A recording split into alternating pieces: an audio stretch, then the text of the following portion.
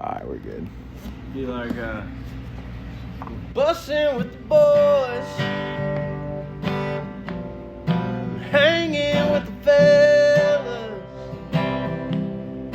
betting on a game. No woman's gonna tell us what to do, and I've been over here just drinking beer and making that noise. Baby, I'm hanging with the fellas, bussin' with the boys. Bro. All right, boys, welcome to another episode of Bust with the Boys, episode 311. Quick note, we talk a little NFL, and we just sprinkle a little bit of CFB before the Matthews interview.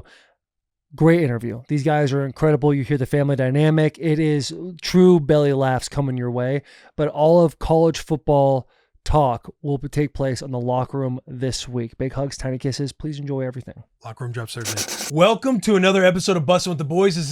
This is episode 311, brought to us by the Chevy Silverado. The playoffs are here and every game counts.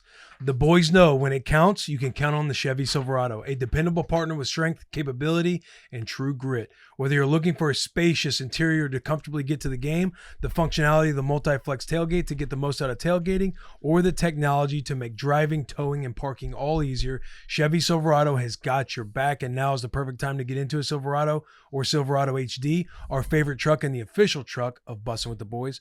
Go to Chevy.com to check out all the great offers and even build your own Silverado. Visit jdpower.com/awards for more award details. Fellas, it's been a long week. It's been a long 7 days since the last time we sat on the bus. Wildcard weekend is in the books. Wildcard weekend, college football playoffs, surviving Barstool. And also, side note, I hope everybody out in LA that listens to our show, I know we got some California fans. I hope everybody's doing well, safe. Like those fires, you see them. I mean, it's brutal what's going on out there. It's crazy what's going on. It's crazy also seeing videos of people adding to the fire in certain parts on Twitter, which is just nuts, man. People adding to the fire? Yeah, there's videos of people actually going around. I think there's one specific one of people opening their trunk in the middle of the highway, pulling out cans of gasoline and throwing it into the bush. So David Spade came out, had a selfie video saying the police found a guy, let him go, who was starting fires. And he's like, if you find anybody and the police arrest them, I'll give you $5,000. That's what David Spade said. So it's like something going on out there. My God. Something going on in the city of angels right now. Yeah. I hope everybody's keeping their head low. Hope everyone's safe. We had this weekend I was in Vegas and my neighbor was running from the fires. I don't know if you guys heard of him, Adam Sandler. You ever heard of him? He was out there. Did you meet him? Yeah, I ended up meeting him. How'd it go? Just on the elevator, walking in. Hey, good morning. How are you? Got out of there. That was it? He was running from fires. He was with his wife and his 2 kids. They were waiting. They didn't seem like they wanted to be bothered. But you didn't ask if he wanted to be on Bussin' with the Boys? Not yet. And I thought about him with you did something with Travis. I know Travis. We have a show called. I thought about doing the whole thing. I had a whole speech in my head. Obviously, I was texting you about it. I even thought about writing that note, but then things got out of hand. But I saw him at the elevator multiple times. Walked behind him. Actually, the first time I saw him, I was walking behind him in the hallway. Him and his daughter. And I was kind of like 5 paces behind him, but they didn't know I was there. So I let like out so they knew. Scared the shit out of his daughter. And it was just like right then and there. I was like, oh, I got to get out of here.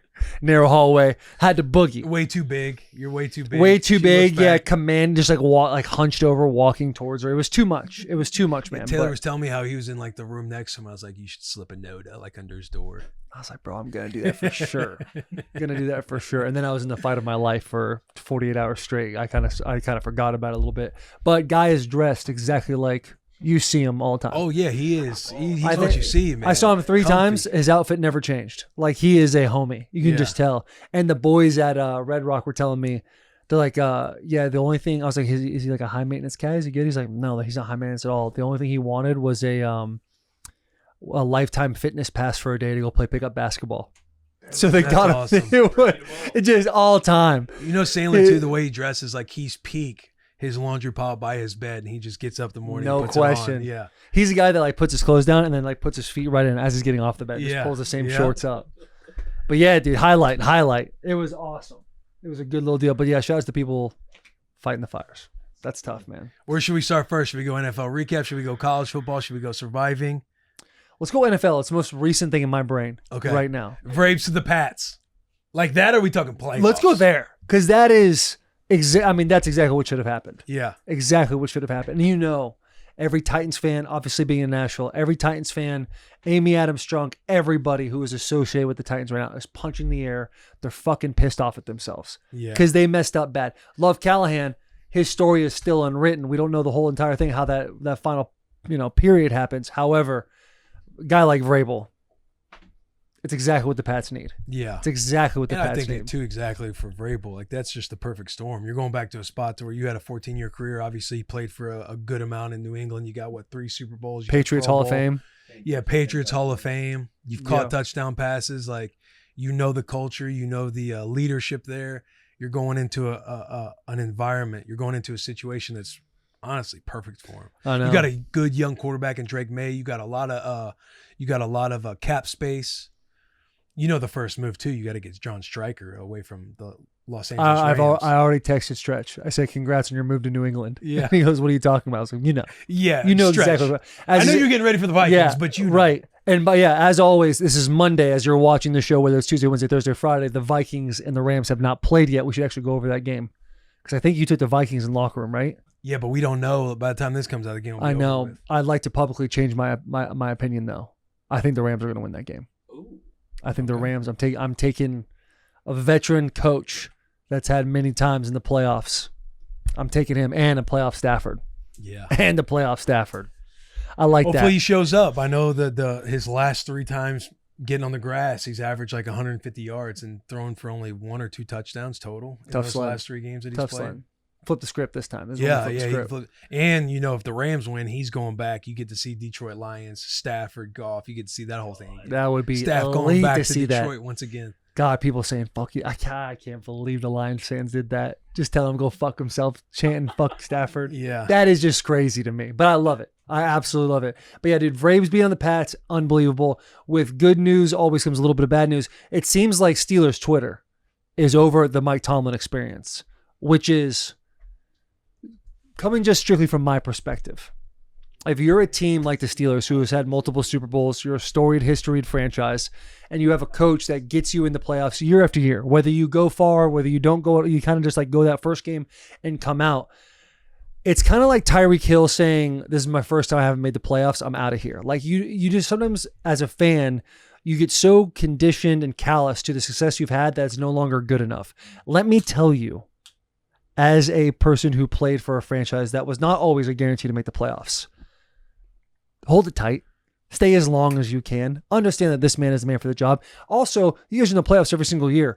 If you are picking in that 18 to 24 range every single year, like it's going to be tough to get your quarterback. It's going to get tough to get those premier blue chip players because a lot of people think like just because you're picked in the first round means like that doesn't mean it means you're like a premium guy.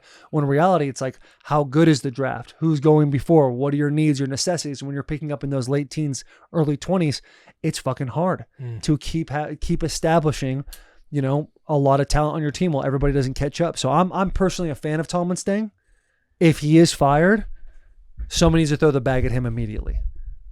Bears. Yeah, it could be a thing too. Like if you look at the last, 8 years, he's been one and done in the playoffs since 2016. Like pick a coach like Vrabel. Let's just say he's on the Titans. Say he was the first 8 years.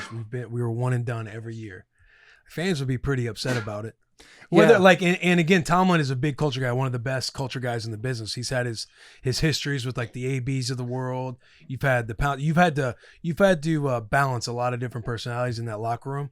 And two, it's just like over time, even though he's a really good culture guy, it's the same kind of culture stuff over and over. Like that could kind of slow down at some point. You want something fresh. They do have like the lowest paid offense in the league. They got all their money tied up defensively. Yeah. If you're looking at it from a zoomed out views, is like, do you kind of blow up a little bit on defense and try and get some cap space and restructure a little bit, move some pieces around? Because as good as Cam Hayward is, he's been there forever. He's getting longer in the tooth. He's getting 13 older. Years now. TJ Watt is obviously a stud, a defensive player. He's not going anywhere. Type of guy. Yeah, he's not going anywhere. But you got to almost look at all of these different options to kind of blow it up a little bit if you're going to stick with Tomlin. Yeah, and going off of the example you just gave, if Mike Vrabel is at the Titans for 8 years, you make the playoffs 8 years in a imagine row. any coach who gets their job in their first 8 years. First year they go to the playoffs, everybody's riding high. But every year they get to the playoffs. And this past year with but the that's not the Steelers, example we're talking about. they got to 10 wins and then lost the final 4 or 5 games. I understand. However, you're talking about a sample size of 8 years.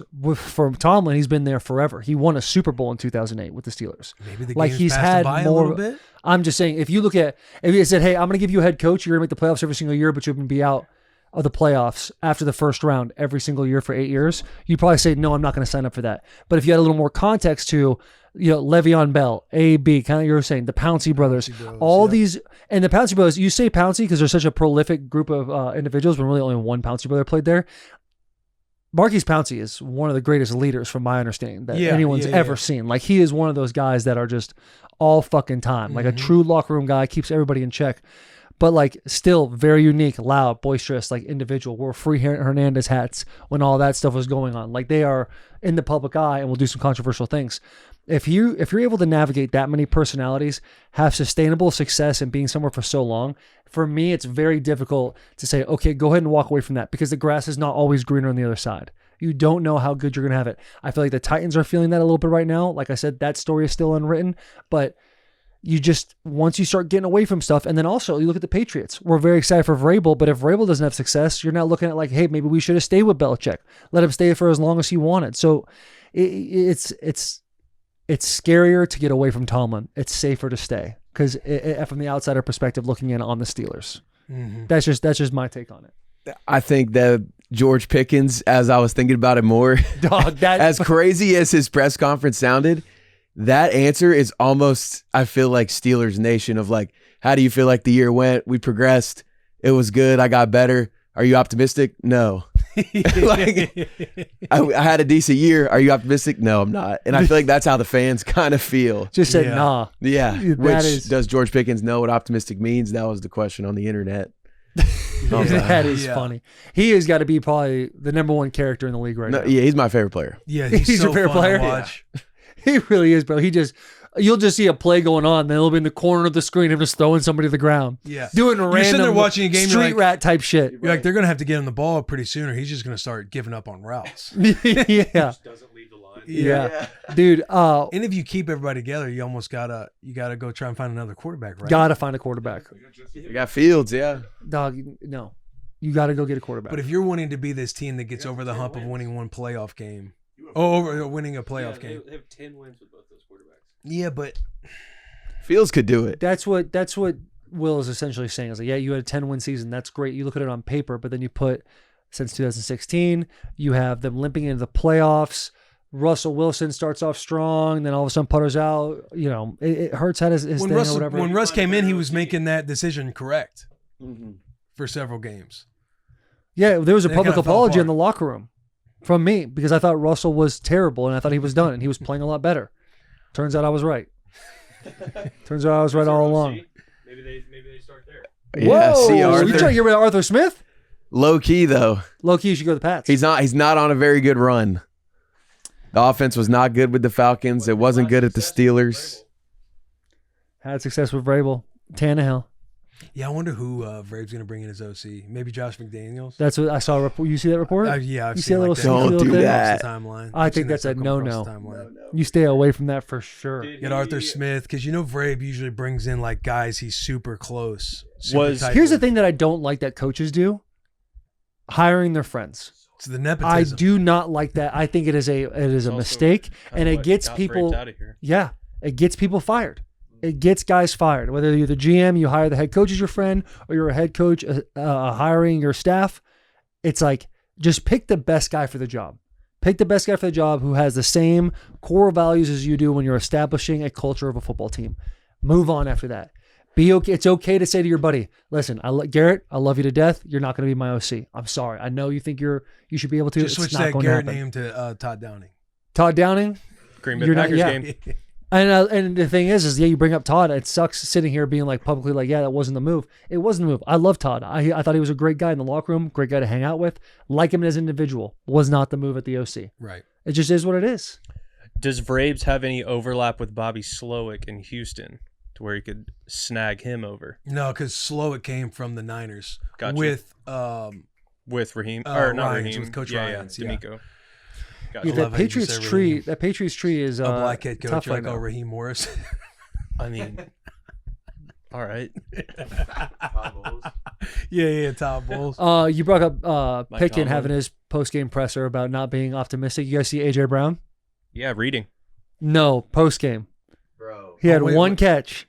He had one catch. After the game, he was livid. They win a playoff game. He was livid. He I was didn't like- see that. I He didn't goes. see that. He goes. I'm not I talking. saw see I that. saw him reading, but then I saw him talking about reading and like Right. know. You haven't tweeted about it. Yeah. He basically the beat reporters or the reporters came up after the game and he's like, I'm not talking today. He's like, I got nothing to say. And then like got his thing, smile on his face, but you know AJ. It was like an AJ Yeah. I'm smiling at you, but really I'm fuming inside and I'm just trying to get away from this so I don't blow up type of situation. Yeah. But, When like- I saw the book stuff, I was laughing out loud, bro. Yeah, the book thing is funny.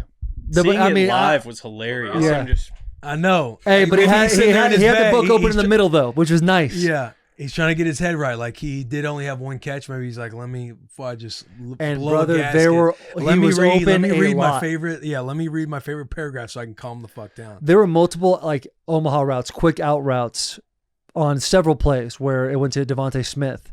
And it was like a contested catch that Smith would come down with. But AJ'd be over there and he'd have like 5-6 yards of cushion where there'd be some yak involved. Yeah, I saw a couple where he's got these hitch routes. He's getting some separation at the top of the route. You see a couple times where they're going to Devontae when AJ just on his, special move slant route where he'll just take it to the house if you throw it to him. And stick it on the Eagles too, the selflessness of Saquon Barkley at the end of the game. I Game's know. already essentially in hand. There's 1:06 left. Like you score, it really doesn't matter. And he had so much open field to run. Yeah, Much scored. open field to get like legit 40 more yards and still could have slid. Yeah, But decided to just slide it down. And the game saved the legs. yeah, Get a big one coming up next week. yeah. Who do they? Obviously, it depends on tonight with the Vikings and the Rams. But as of right now, who are they looking to play? Like, say the Vikings win since they're the Would 4th seed. Washington- It would be the Vikings. Yeah. Okay. so that means Washington would play. They play the winner of tonight's game. Got you. Washington, no matter what, is going to Detroit because they're Right. they're a 7 seed. Chiefs, Texans. We're going to take a quick break and shout out Game Time. Game Time. The playoffs are here, and there's no better time to get out of some games with the help of Game Time, the official ticketing partner of Barstool Sports. Yes, you guys have probably seen our commercial out there. Yep. I know people send me photos and screenshots every now and then of that Game By Time the way, commercial. you look so handsome in that commercial. Dude, I thought the same thing about you. Thank Your eyes you. are beautiful.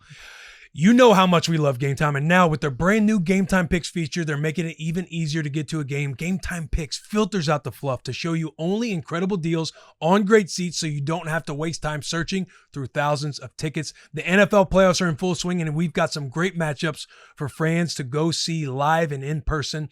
If you're out there, if you're in Detroit, if you're in Kansas City, listen up. Go to that playoff game. Go to Game Time Picks. They have an amazing Game Time Picks deal for great seats. Only on Game Time. Just pull up your chosen event and turn on the GT Picks setting at the top of the screen or browse the best local Game Time Picks deals near you on your Game Time app homepage. What are you waiting for? Even if you want to go to the college football playoff, the national championship, if you're in Atlanta, Game Time Picks local. Buy those college football championship tickets right now, available with Game Time Picks. What time is it? Game time. Back to the episode. Bills Ravens.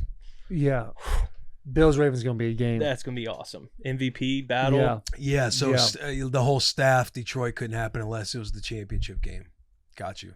I'm following. I mean, man, that game is going to be the game to watch. Mm-hmm. Which game? Ravens Bills.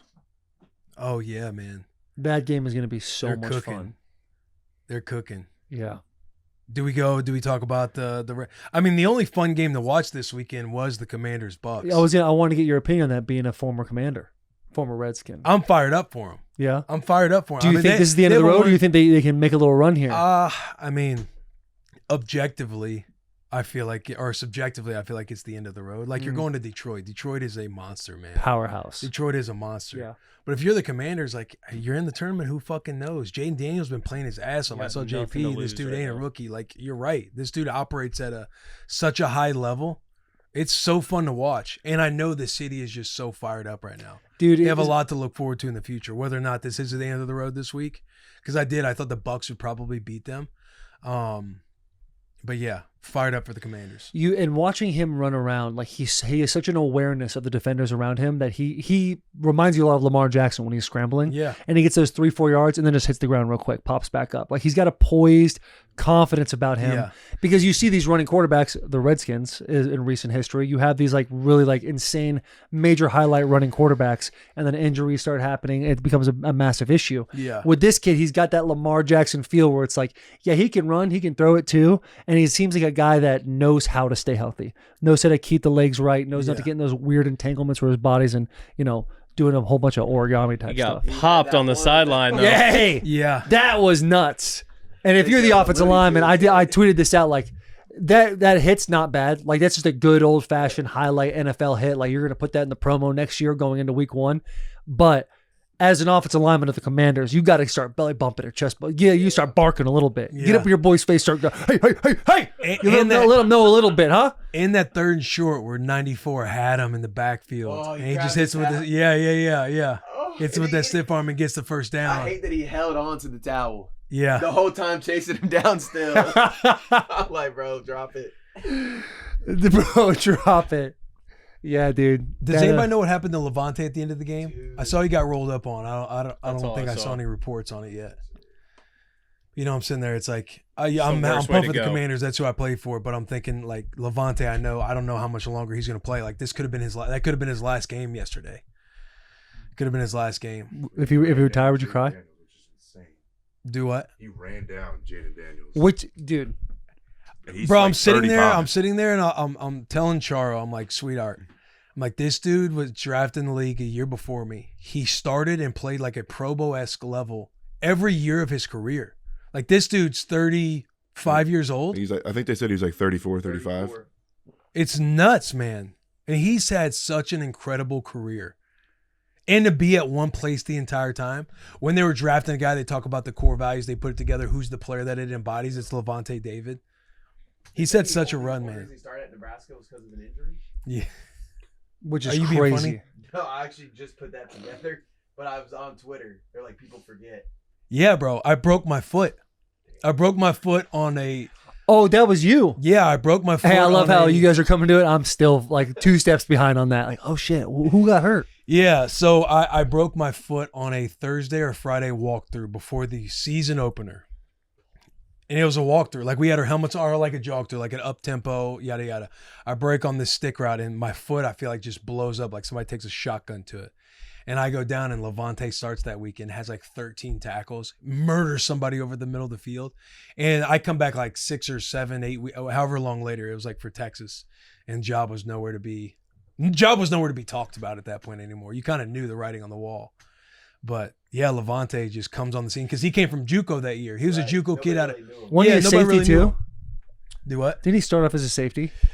He was like a tweener, like he's like a dime cat, like playing dime. And he came in, and the depth chart went like myself, Sean Fisher. Sean Fisher breaks his leg in training camp, and Blake Lawrence. Sean Fisher breaks his leg in training camp. I break my foot. Levante's on the second field operating with the threes throughout training camp, and then has to get thrusted into being a starter, and then the rest is history. He's going off that entire year. He's top 5 all-time tackle leaders in Nebraska history in 2 years. Playing 2 years. 27 tackles against Michigan. He might be top 3. It might not seems even be top obvious. 5. Without Will Compton, there is no Levante David. Without Will Compton, there is no Levante David. Once again, it all comes back to Compton. Somehow. Yeah, shout out Boogie. Somehow. I thought you were like trolling. I wasn't. I was literally scrolling on Twitter to find out the injury, and somebody tweeted out, "Man, for any like low rank recruit out there, remember nobody even knew Levante David. It took an injury for him to get in at Nebraska." Yeah. It's such an awesome story. Like he's such a good dude. He's such a good soul. He's kind of like an Ed Reed to where he's just all football. He's undersized, knows how to slip every block.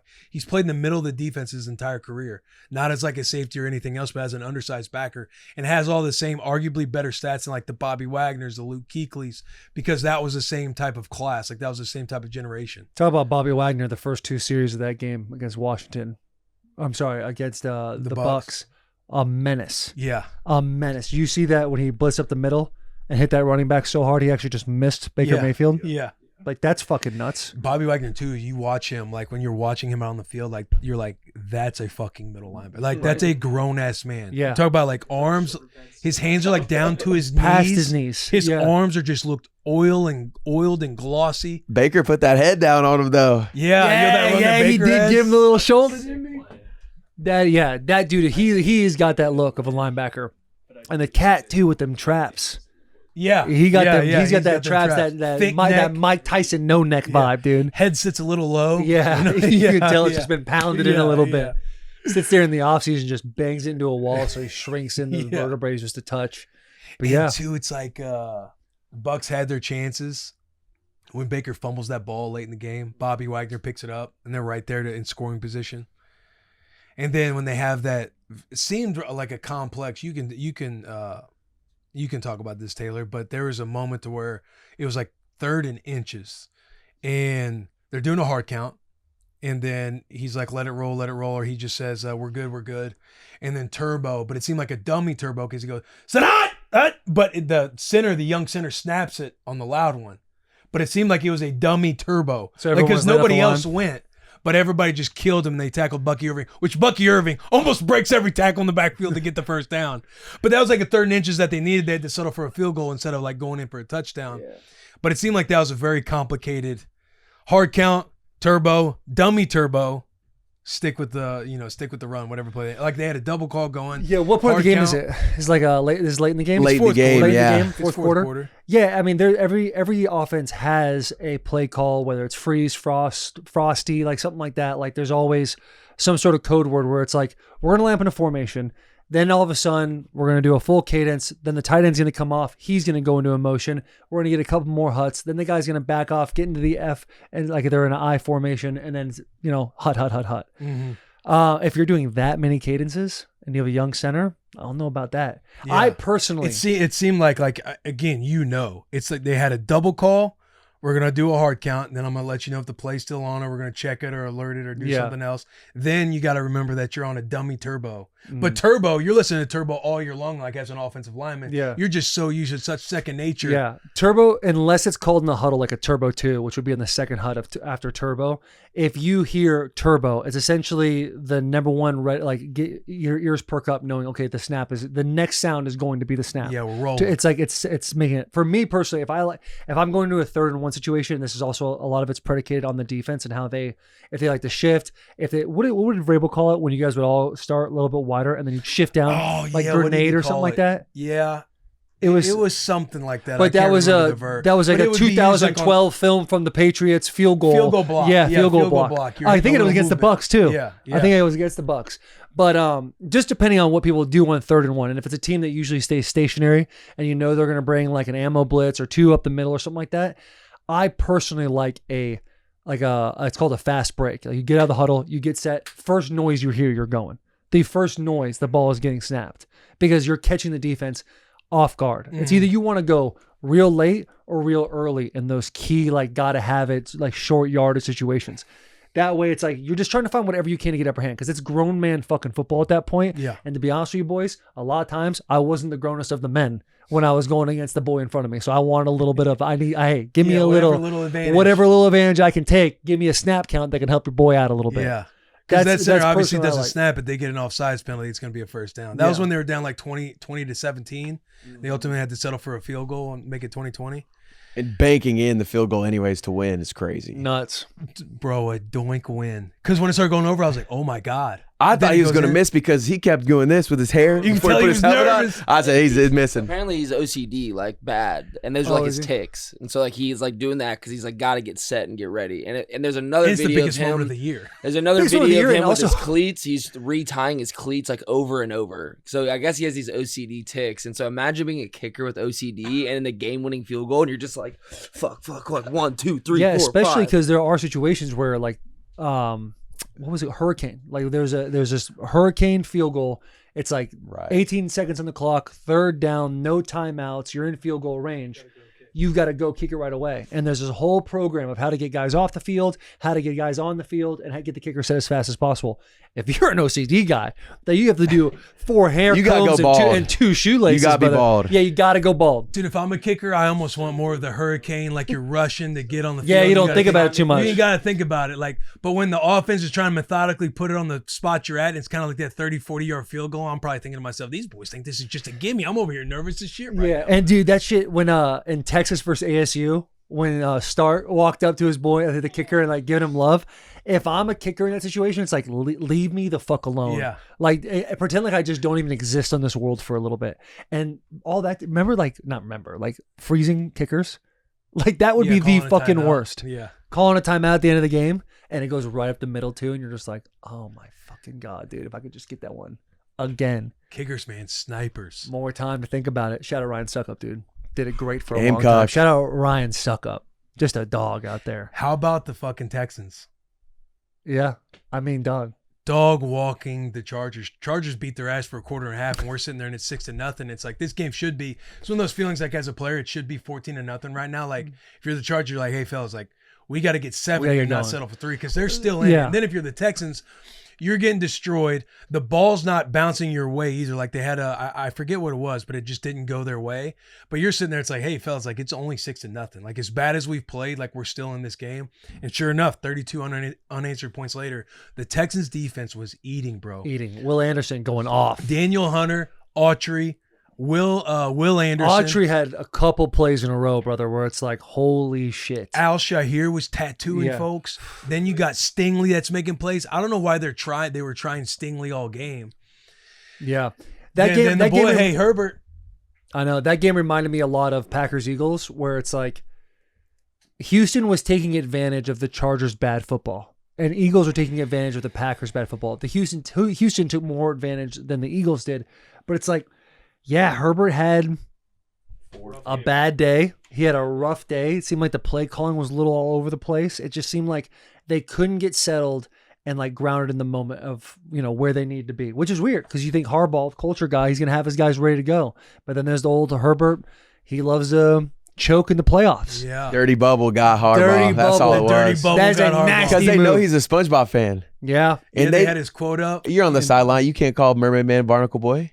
He was captured. He was got. Were you watching that? What am I saying here? Yeah, Were you watching that Nickel- broadcast, the Nickelodeon one? Yeah. So they had SpongeBob up there like commentating with Patrick. PF Manatee. Yeah, PF PF Manatee and Big Catfish. Then you had like LeBron and Kevin Hart. I forget what their fish were. LeBron, Yeah. LeBron James. Dog, I feel bad for the Chargers, but shout out the Texans, man. I mean, good for them. Do they make it interesting in Kansas City? They're dangerous. They could. They're dangerous. Hard to Find beat a out- team. find out in Hard the to beat a locker room. team twice. It is hard to beat a team twice. Just got to get to Pat when they got the tools to get there. They have got the tools Chargers to get there. are the playoff Willie parlay was dead in the first Dude, game. that just sucks. the first leg gone. Hey, we have 40-something thousand people riding it. your response to that too of the captain from Titanic walking in, just going down the ship. Maybe the best response you could possibly have to it. Where do we go? And he's just Sir, captain, sir, your life jacket, sir. Just keeps walking. Dude, that LeBron was so didn't hit fucking either. funny. yeah. LeBron's didn't hit either. Dave's was cooking there for a second, but Cortland Sutton, Dave hit 4 out of 5 of his legs. Cortland Sutton didn't score for the Broncos. Yeah, I don't think the Texans can do it against the Chiefs. I think we're going to see the Chiefs in the AFC Championship at least. Yeah, then we can start talking about. It I gotta obviously see. bums me out. I got to see Ravens Bills and how those games operate. I think it could be one-sided, that game. Could be. Could be. I'm bummed, like obviously being a Chiefs hater, I'm bummed out that the Chiefs get just the winner of that game versus having to play both of them. Yeah, because You know you what I'm kind of saying? want. I mean, Like, just man, if the Ravens could have just lost one more Right. game and maybe they slip down a seat to where they're the ones going to Kansas City. I saw a funny clip of, you ever see like the dog who hits the basketball on the stairs and it kind of bounces in the basket of who's going to win the playoff games? Yeah. You seen that? Well, there was one where a guy had a marble and it was in between like these two lines and he would roll it and these two dominoes were different colors and it was based on the teams. And whichever one fell was going to be the loser. And every time the Chiefs one did, he like throw a flag at it and put him back up. It's crazy, man. It's crazy. But yeah, I think we should get into our podcast. Yeah, I did want to talk a little college football, see if the Matthews brothers want to do We it. can, we can either do it when they're on, we can do it after. But Clay Matthews, Kyle Matthews, the Matthews brothers, they're in the shop right now, so we're gonna go ahead and hit that interview. If we do any more intro talk, you guys will obviously record it after that podcast, but it'll be in right after this ad read. Yeah, let's get the boys in. Let's get the Let's boys get in. the boys in right after this ad. NFL playoffs? We're talking about NFL playoffs? You bet we are.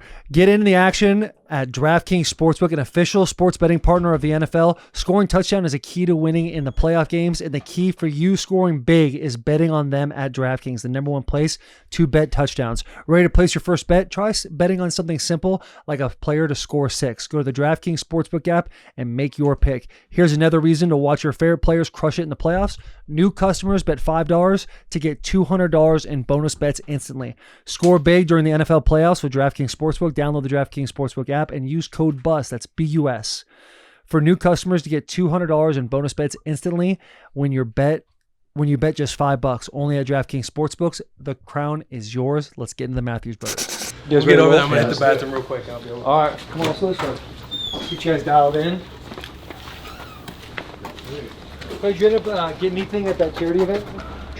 Dude, yeah, it's such a fun time to go there, but it's like, we're really just there to like be there and be with everybody. To add some validity. Yeah. Then we got so we did Supercross a couple of times, and Swiss T gave us one of the. All right, we got the Matthews brothers. Let's go. And I looked at her and I go, "Do I look like your fucking assistant?" And it was, she's like, "All right, you need to start doing it again." It was bad. It was bad. What's the serious question? What is the downside to Nothing. or addiction? Yeah, it's too awesome. There are no side effects. Zero I think I side want me effects. some of that. It's really just you feel great all the time. I think Dude, I want me some of that. So nicotine is proven. It's neuroprotective. It's a stimulant. It helps with multitasking. There's a lot of benefits of it. Do they pay you to say this? No, but Lucy Lucy Breaker, does. Lucy Okay. does. But there are like, it can elevate your blood pressure, shrink your veins, like not shrink your veins, but like make it more difficult for blood. I don't know. There's a couple of bad things, but I would say the pros outweigh the cons. And also like depends what's in there too. What they said about cigarettes in the 50s. Right, But exactly. they make you a man, is all Yeah, I know. exactly. Nice Put voice. some too. hair on your chest. Did you guys ever chew or anything like that? No, I never did. Dude, do you that. kind of with the jacket on and the bun on, you seem like you could have had a lip in Nah, once in your life. I was like, We did the big league chew. yeah. I had those things popped in there. no, I was Mr. Straight Edge. Never want to taint the body. I Now, mean, really? we'll talk about this, but yeah, my dad would have kicked our ass if we had done any of that. We could talk about it right now. Mitch, we rolling, baby. We've been rolling. Oh. And we can cut everything. Don't you worry. Don't you worry one bit. Obviously, This is hey, you're in a safe space. Namaste. We're all good. But you said your dad would have kicked your ass if you were doing anything extra. Was it like a booze, or was it like, hey, we get past booze, now we got a problem? now we were just from a family that was very, our parents didn't drink. They didn't even drink wine. Naturally, smoking is not good for you, and so I mean, it was just expected. And coming from, obviously father playing in the NFL, I mean, it was common sense. And so, I mean, it was just a given, It wasn't like we were sneaking around and doing anything like that. But yeah, he probably would have kicked our ass if Clay say, I think Clay's saying his head, hey, speak for yourself. Yeah. Well, all right, go for it. No, I don't think. Were you the rebel of the family? Who, me? No. No, Kyle? Kyle. Yeah, I think it's safe to say that. Which is interesting what the dynamic within the family is now and my role within the family. But to your question, and to piggyback on what Clay said, I don't know if it's a conversation my dad ever had with us, like, hey, if you do these things, like, you're in big trouble. I think it's a combination of, to Clay's point, knowing that they weren't good for you. My parents didn't do it. So somewhat as a kid, not often, but there's correlation, like your parents' behavior and modeling it. But I think also, if I had to look back, I don't know if I've ever done this like in this, the way I will now, is like, and tell me if I'm right. We wanted to, as boys, we wanted to be our dad when we grew up. My dad's like a superhero, he's this 19-year NFL star, like good looking, jacked, great person. And it still is, but like at the time, he's 30, 35, 40 and he didn't do any of those things. And so subconsciously, I'm sure there was part of that where it's like, well, if he doesn't do it, we shouldn't do it either if we want to be that when we grow up. Again, I don't know if that's like a specific conversation he had with us. I can't remember that. You just didn't do it. Right. Do It's you like ever? the standard is the standard. Yeah. Yeah. Yeah. That's all you guys kind of knew. Yeah. When you guys now have kids, do you find it like you're gonna want to have those conversations, like, hey, we don't do these things, or just kind of lead by example the way your father did? Because I feel like it's much easier to say, hey, don't do these things. And obviously you don't want to like do those things yourself either, but to be like, it's just known can be tough. It seems like you guys got the message loud and clear, but for having kids, have you guys approached it any differently? Well, yeah, my kids are a little older, and I don't know if you're having those conversations with kids yet, but like my oldest is 14. I got 4 kids. My son, Brody, 14, daughters, Kylie and Dixie, who are 11 and 7. And then I got 3-year-old son, Murph. And so Brody, I take kind of the Trump tack. Trump told his kids like no drugs, no alcohol, no tobacco. And I just say, those are my rules. And I'd like to think of myself as a principled father. I don't have a lot of rules, but the rules I have, I feel confident to say my kids know where the line is. And so those are some of my very few rules in the house. And so the answer to your question, I'm not making the assumption our parents probably made with us. And luckily it turned out okay, but I'm having those conversations with my children. Mm-hmm. Yeah, I'm sure I'm going to have them as well. But my youngest, How old are yours? My youngest is Colton, who's 5. My daughter just turned 9, Maddie. And my oldest, Clay the 4th, is 9. My daughter's 8. My son's 9. He'll be 10. It's like a Cromartie moment right here, even though there's only 3 kids. But Daddy knows of. But Colton's great at getting Daddy the yellow can in the mini fridge, which is the Pilsner. So, but we'll have those we'll have those conversations, and the black can for the IPA. Yeah. But we'll have those conversations later. Yeah, no doubt, dude. What when you were being in the third? When you were having a kid before you knew, did you want a boy? Did you want that 4th? I didn't care if it was a boy or girl at the time. And then when we had a boy, yeah, it was just kind of a given. I mean, I was like, I kind of got to keep this going, but I did kind of waver a little bit, thinking like, do I want to name him the 4th? Like, we're getting to English royalty over here. That shit's like, dope. The 4th. It is, but it's funny because I had, through hearsay, I think my mom had said, my dad's like, I don't want the name to go away. And since obviously he was junior, so I'm like, all right, we got to name him the 4th. But that was tricky out in Green Bay because there's not a lot of people named Clay out there, and they treat you, the celebrity out there is unbelievable. You don't have a lot of freedom. So we called him Bubba. That was our nickname. And he's still, between the family, he goes by Bubba. And now that we're out, and then we're in the South now, so Bubba actually fits in. But he finally goes by Clay at school now because nobody cares about me anymore. I always think it's interesting. I'm the oldest boy, and my dad didn't give me that name. And I swear to God, if he had named me Clay, I'd be 6'4", 250 pounds. And then this guy would be sitting in an office somewhere typing out TPS reports. Which one's mine? Yeah. Hey, along the way, did you ever think about that? Like, feel some type of way along the way? Like your dad's junior, and then ultimately Clay becomes a 3rd. No, like I'm the 3rd as well, William Earl the 3rd, and I'm the oldest. Yeah. So I never had to think about it. Yeah, I would say that. I don't know. I know a lot of juniors and 3rds, maybe not as much 4th. They're always the 1st. I haven't thought about it other than like the joke. Like I've convinced myself that if I got the name, like just the way the dynamic, I'd be like, I'd be an ex-NFL guy with a man bun, but like, you can only get away with it if you play sports. Yeah. Well, the reason, or you're a yoga instructor. Yeah. Well, the reason, I used to live in Van Nuys, so I can go a different route with that man bun. No, so the reason why I was named is because I guess they ran out of names. Well, no, from what I've heard, and maybe my parents are lying to me, is that when they had the ultrasound back in the day, they weren't that good, so they thought I was a girl before I was born.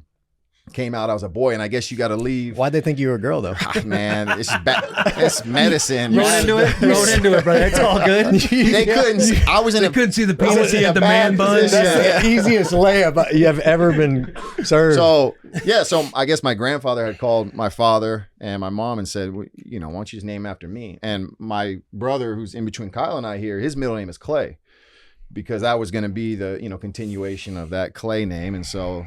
Now my middle name is actually Clay as well. It's William Clay Matthews. So we got the same name. Let's go. Look at us, huh? Taylor Curtis, huh? A couple William the 3rd sitting here.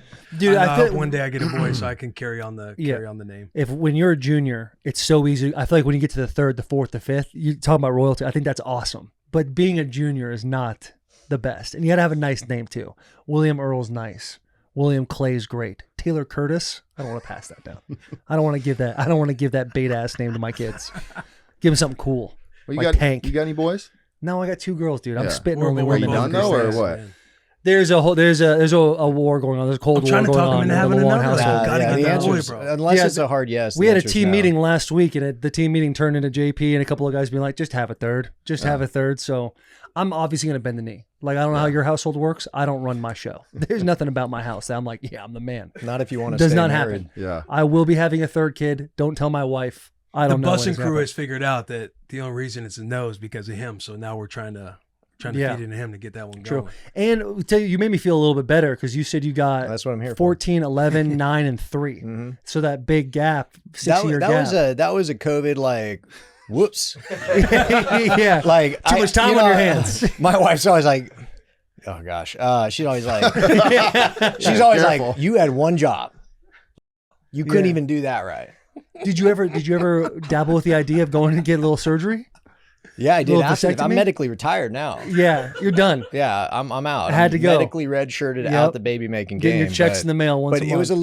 little, too little, too late. So no, Sometimes you play that Russian roulette where it's no, like, but oh, but I'm now getting we got the close. fourth. He's healthy. I'd like when he turns 18, I'll be like, hey, how you doing? Like, what's your name? No, Murph is like, we get all the kids together almost every Saturday, and he's like the little pet. Like he's fun.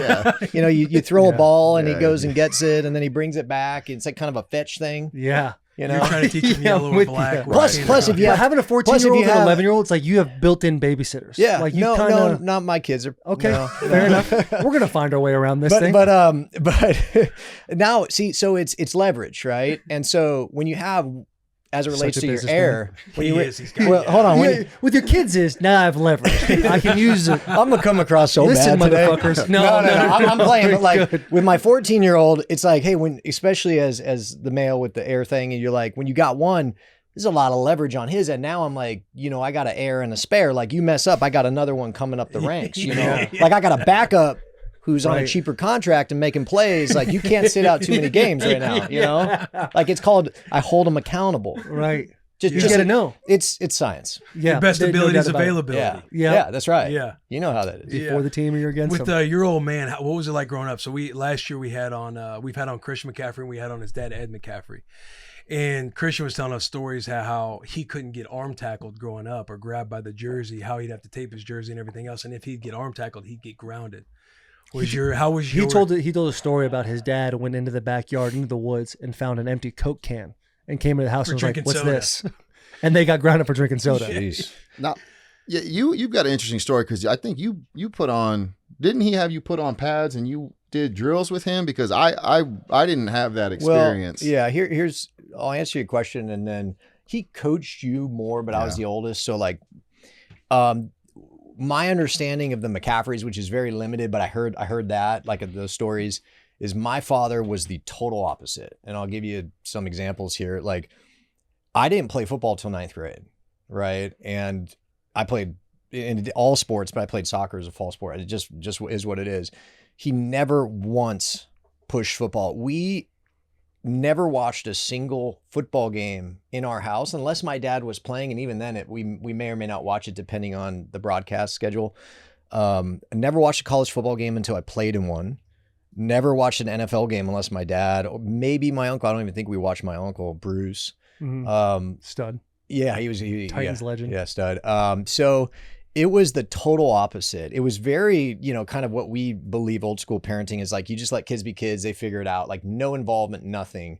When I was getting ready to play football in college, the only conversation my father ever had with me, and you might have been different, was like, hey, you don't have to play football because I played football. It was like Matthew's like emoting, which is yeah, bro, cool. Yeah. All right, cool. Like, don't Just guys talking. Hey, dude, that's Don't weird. be too weird. No, Yeah. we were. Dad, don't We be just, gay. we were. Whoa, Yeah. dude, what just happened? But we were at a stoplight. He's like, hey, you don't have to play football because I played. I go, yeah, Dad, I know that. He goes, okay, I just want you to know that. I was, yeah, whoa. Like, He's like, stop. hey, I love you, right? Yeah. Yeah. Ew. No. You do? The only thing, my dad retired when I was a sophomore in high school. I mean, you think about that. He played 19 years. So like, imagine your kids being a sophomore in high school when you retired. It was different. And then he started coaching. That's fucking wild. Yeah, it's wild. And then he started coaching me in high school. And that was the only involvement. By then I had chosen to play football. He coached you a lot earlier because you were younger. And the only time was heading into my senior year in high school. They were moving me from like defensive back down to like kind of outside rush. And I think he thought I needed to, truly probably did, get more physical. So he put pads on me, and like it was like 100 degrees in Agora Hills. Like he put pads on me, and during the summer he'd make me go down and he would put pads on, and we'd have to do hitting drills. This is true. This is while story. he's still playing or just recently retired.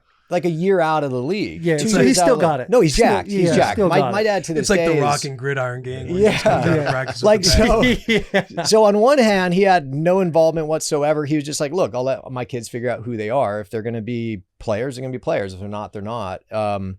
But yeah, in high school, he put on helmets and shoulder pads, and like I would have to go thump them.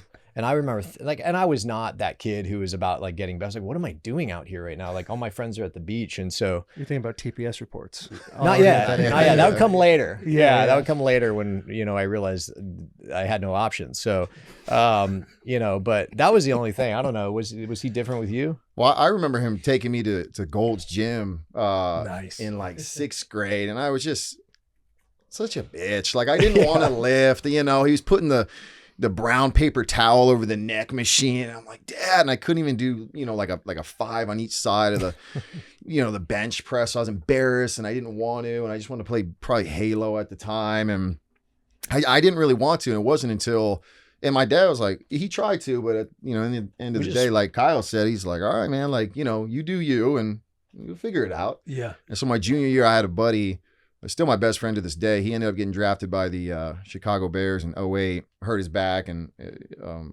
fell out of the league. But ultimately we pushed each other. And so I was also late to develop. So between my junior and senior year in high school, I went through puberty and I probably grew like 4 inches and put on like 40 pounds. So at that time I was big for where I played football, and I was decent, but not good enough to get a college scholarship. So ultimately, like, as far as his Wait, what is that picture of my dad and my uncle with their shirts off? Go down bottom right.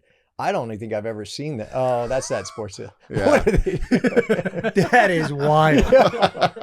Oh, You got to are put they that up gonna at the be next able- are they family gonna say reunion. that? Like, hey, Yeah, boys, what are we You doing can here? find anything on the internet, but I mean, yeah. So he kind What of is just let happening? us just develop into our own person. And like I said, I don't think there's a right or wrong way. I developed a natural love for the game and appreciation for it. So, unlike the McCaffrey, obviously that's working well for the McCaffreys. Yeah. So there's really no right or wrong, but that's how he parented us, and when he retired, he naturally jumped into coaching me as a kid. So I've had his tutelage and coaching ever since I was in, I think, third grade. So that's why I really think getting into the league as a rookie, just having immediate success, was just because I grew up in that family. I knew what was expected. I knew, what was going to come at me: money, fame, women, whatever it may be. So I was ready to go.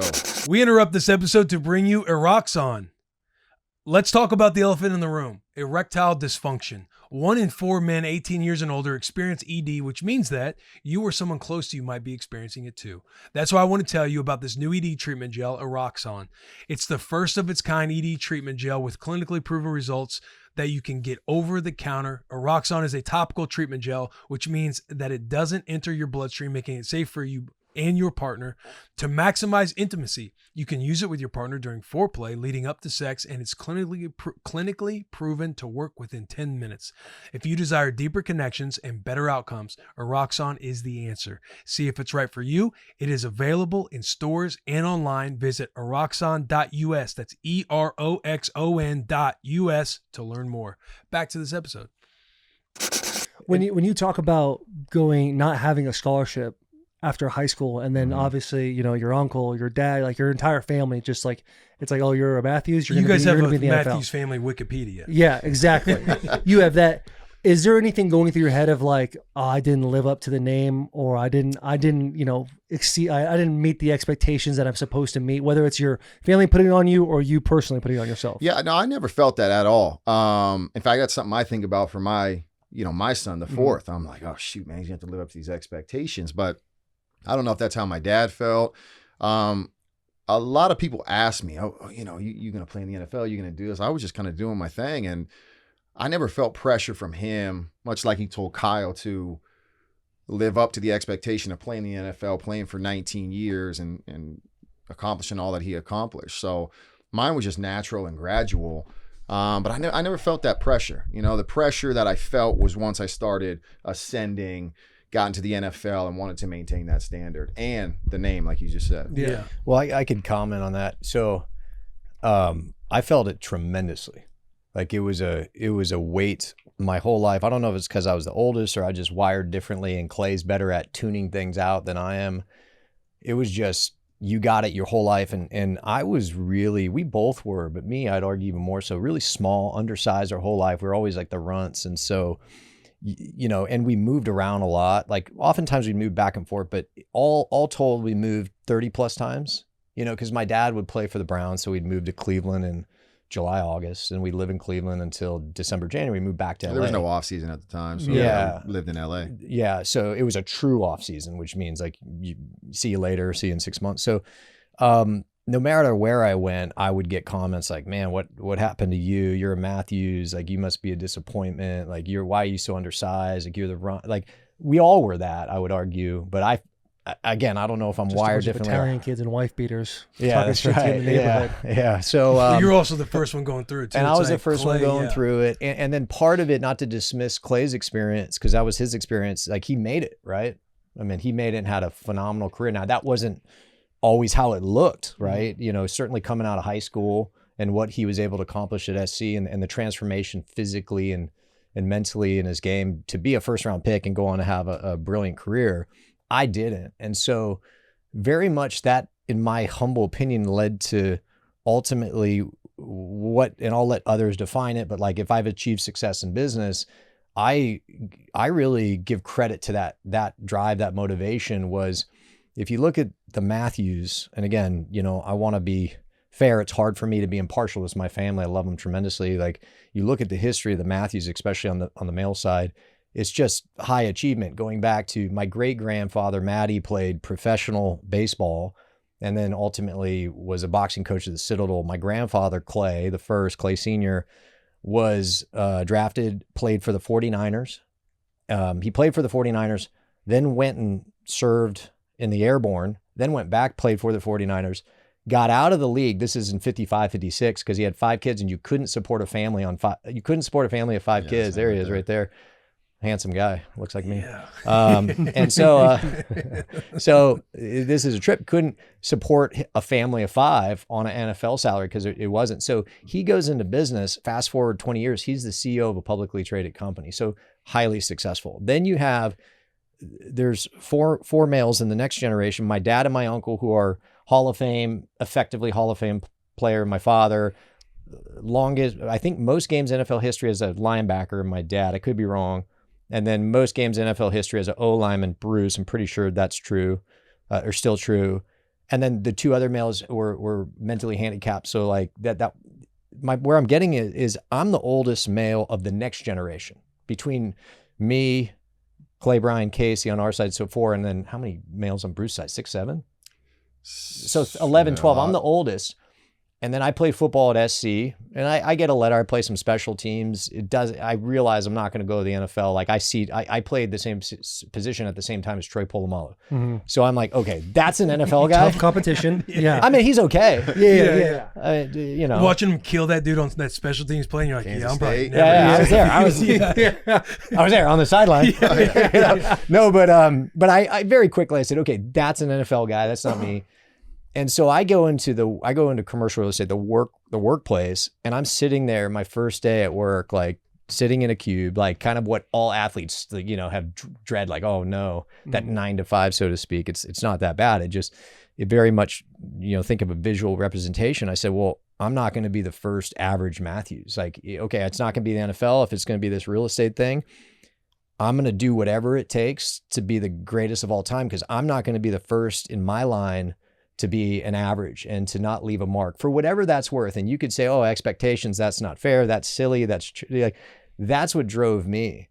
And fast forward, you know, ostensibly 20 years to the position I'm in my industry. expectations was and to this day is the primary driver outside the ones we all have, which is supporting our family and creation of wealth and things like that. So it was huge for me. And to this day is I don't want to let down that legacy. And I'm sure people listening is like, well, that's stupid. That's what I felt. Right. Does that make sense? Yeah, no, it makes a lot of sense.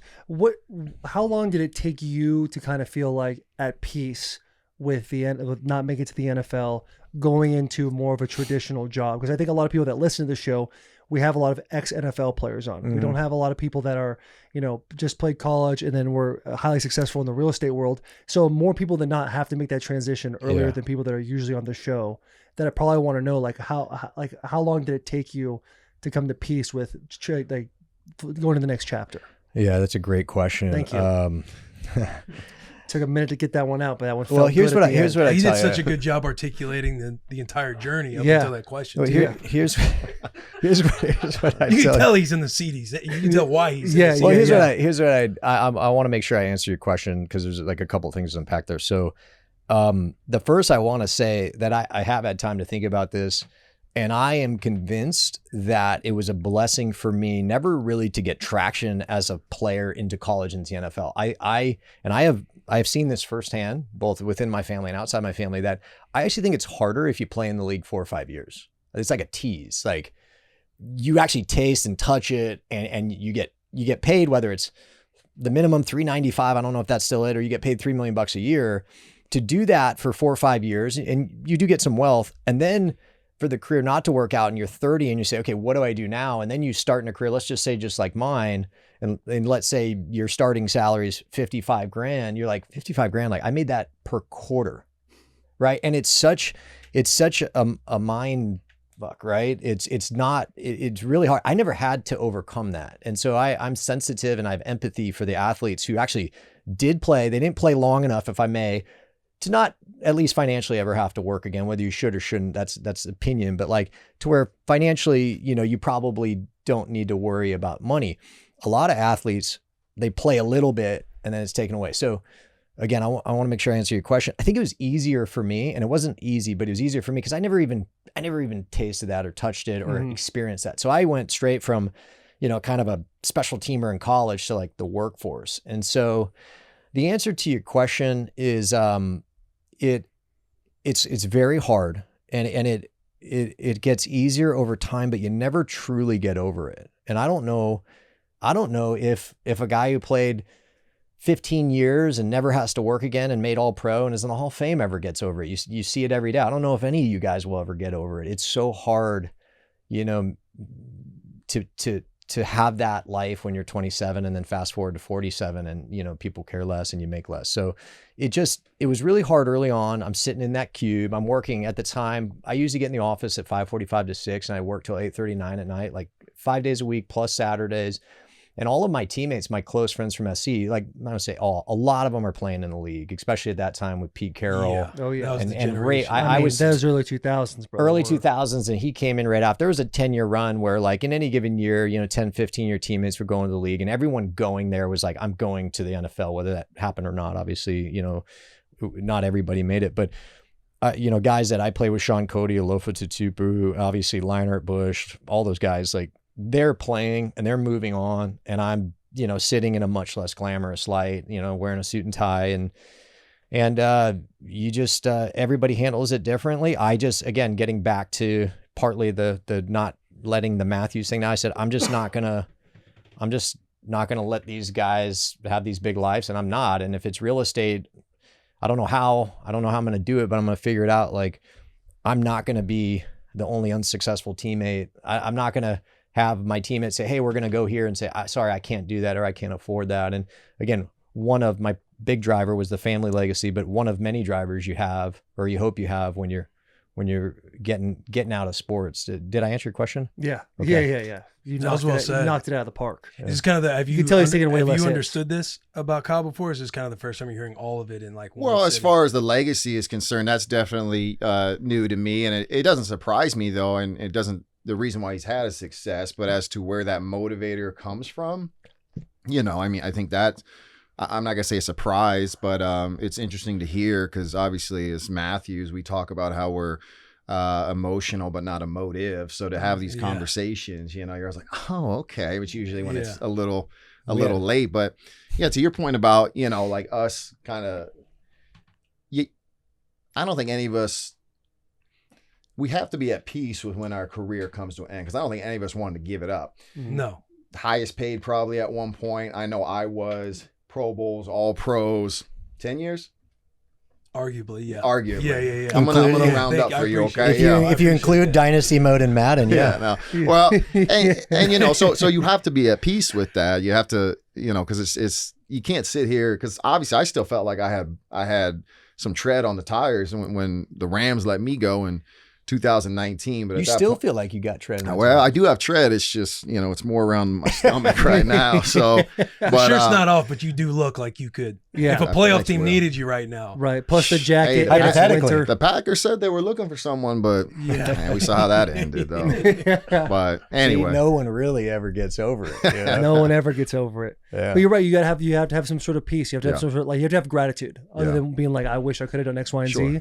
You have to look back and be like, man, I'm so lucky I got to do whatever it is, whether it was for a couple of years or if you were a Hall of Fame type guy. It's hard to think like that too. Yeah. It is. Because usually you're forced out of the league for whatever reason, injuries, new GM, new head coach, team sucks, you know, whatever it may be. So it's always somebody else's fault. But you got to look in the mirror too and be like, all right, whoever's fault it was, you got to let it go and, you know, be at peace. So, and I, you know, obviously you're still working, but for me, I learned that from my father. You know, as soon as he retired, it's just, he would always say he's at peace. So I'm like, all right, well, time to be at peace. Well, if he's at peace, I'll be at peace now. I'll be at peace better than he's ever been at peace.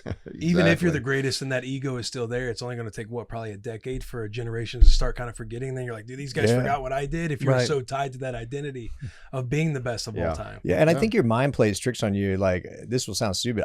To this day, I'm 42. I never even played in the NFL, and I'll watch a game and be like, I think I could play like today. Like if I really trained, like, and that's a joke, but I guarantee you and all the athletes, like, you're like, if I just wake up tomorrow and I think I could get back to it. And then you work out hard for like 2 days. You're like, oh no, screw this. Let me stop you there. We go to a lot of games during the fall. And I'll watch warm-ups, and I'm just like, how the fuck do people do this? I just feel like the more you're removed, like the callus leaves, and you're just like, you know, I get up, and I'm like, I see guys like block a little bit. I grab my knee. I'm like, how did you ever?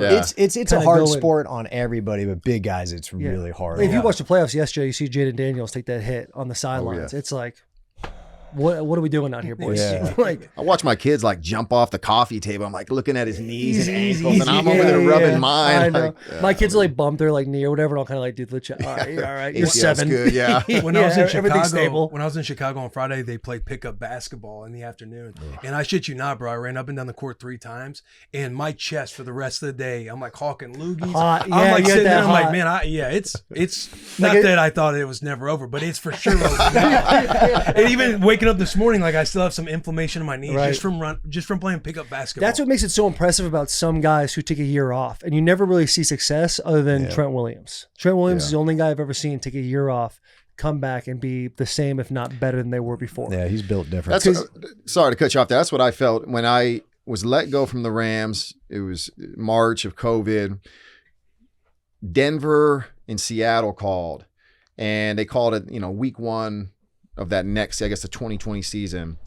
And I had let myself, like you said, that callus, I removed myself just a little bit. Right. And deep down, I started filling in where I wasn't in the kids' lives, you know, getting them to school, picking them up, homework, whatever it may be. And I felt myself gravitating towards that role and slipping, whatever you'd like to call it, pushing football further away to where they would call, and you're just like, oh man, this ain't so bad on the other side. Those Pilsners hitting hard. Bro, the minute you get a couple weekends to yourself and you see your team, like I remember when it was the year I went to Oakland, but my year before that I was with the Titans, and the Titans started off, that's when that was the whole AFC championship run. You started off like losing 4 in a row maybe, or you guys were 2-4, but I'm sitting there, I'm like, thank God I don't got to go in tomorrow, because the bubble that you're in football wise, you're like, thank God I'm not about to get eviscerated by Vrabel in a team meeting. But I thought you were coming back though, with Braves going over to New England, right? I might be. Comeback there's a couple calls. Okay, all right, we're in a couple conversations. Maybe Maybe just a chemistry guy, locker room guy. just a strictly vibes guy. Yeah, Player- take out the player trash for 'em. personnel. Yeah. That's Stretch's job. That's Stretch's job. Take out the That's trash. Stretch's Yeah, job. you Yeah, can't that's do What's right. that that. guy? Glenny Balls eats ice cream. Yeah. That's, like you're that guy. Will Yeah, just I'll sits be in the that corner guy. of the meeting. Yeah. Eats some Yeah. food. Taking Laughs at his notes. jokes extra hard. Yeah.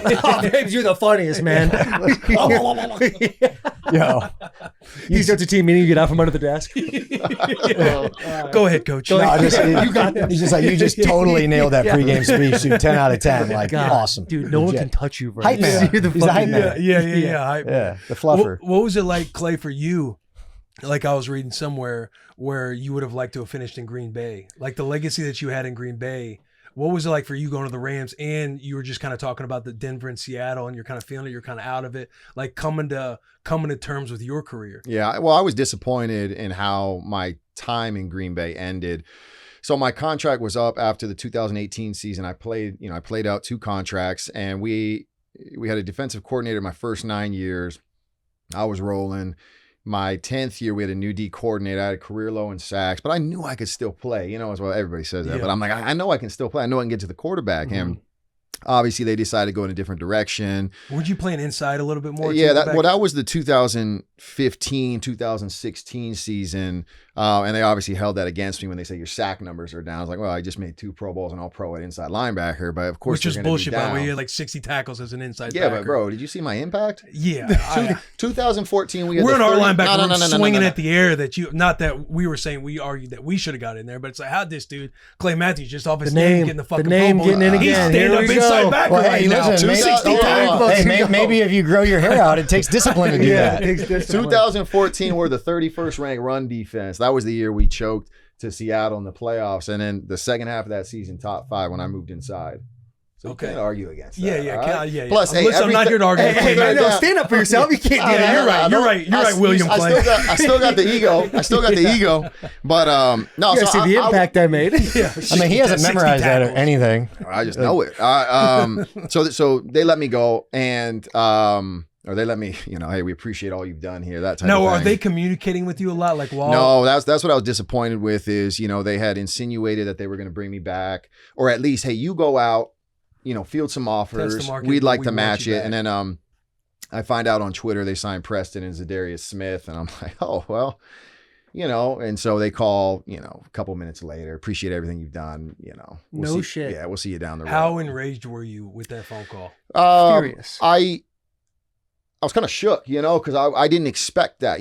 My wife, we were all staying back there in the off season because there was some uncertainty. We had our 3rd child out there, and I thought I'd for sure be coming back. And so that was, I just was in awe a little bit. And I think a lot of fans thought that I chose to leave to go to LA, being an LA kid and whatnot. But the reality was, at that point, and we're also 4, 5, 6 days into free agency. So these coaches, these teams, like, oh man, I didn't know, we thought you were going to resign there. And so the Rams and the Ravens were the 2 teams that reached out. And I talked to Eric Weddle. He was with the Ravens, signed with the Rams, and Rams were coming off the Super Bowl. I'm from LA. Baltimore was offering a little bit more money, and they just came off a season with Lamar had just been drafted. Let's just say they were 8-8. I'm like, oh man, this guy's not going to be any good. They're not. Hey, but Jared Goff and the Rams, McVay. yeah, McVay. So I opted to go to LA. We didn't even make the playoffs. They cut me loose after a year.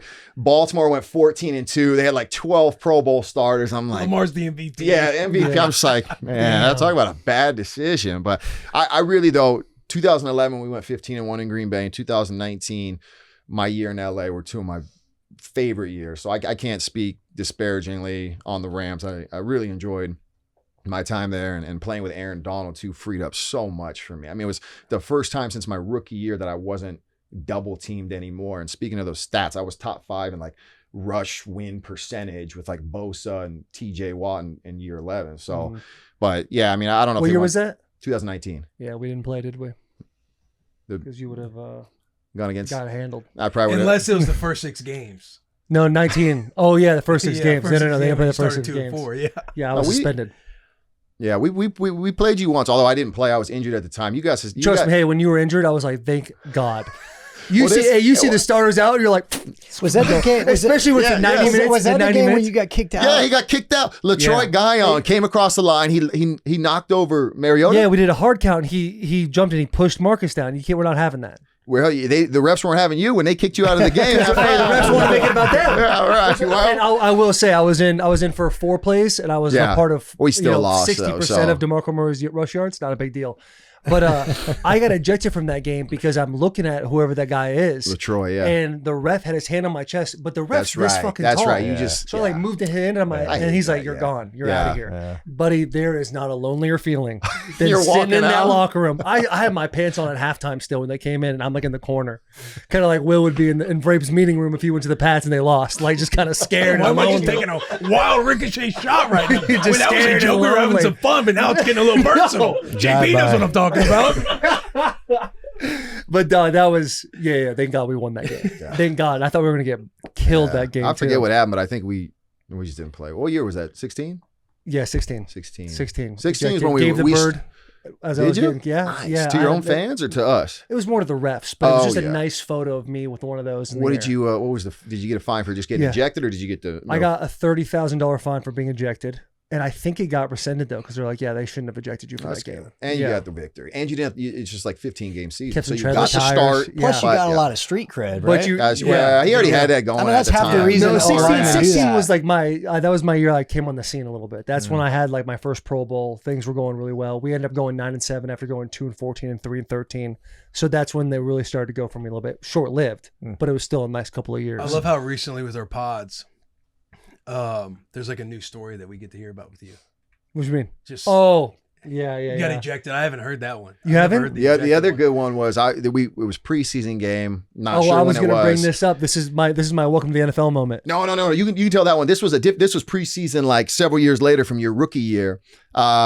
Maybe it's week 3, week 4. We're in Lambeau. Green Bay, at Lambeau, and I still am good friends with. Of course, I'm blanking on his name right now. Kyler Fackrell.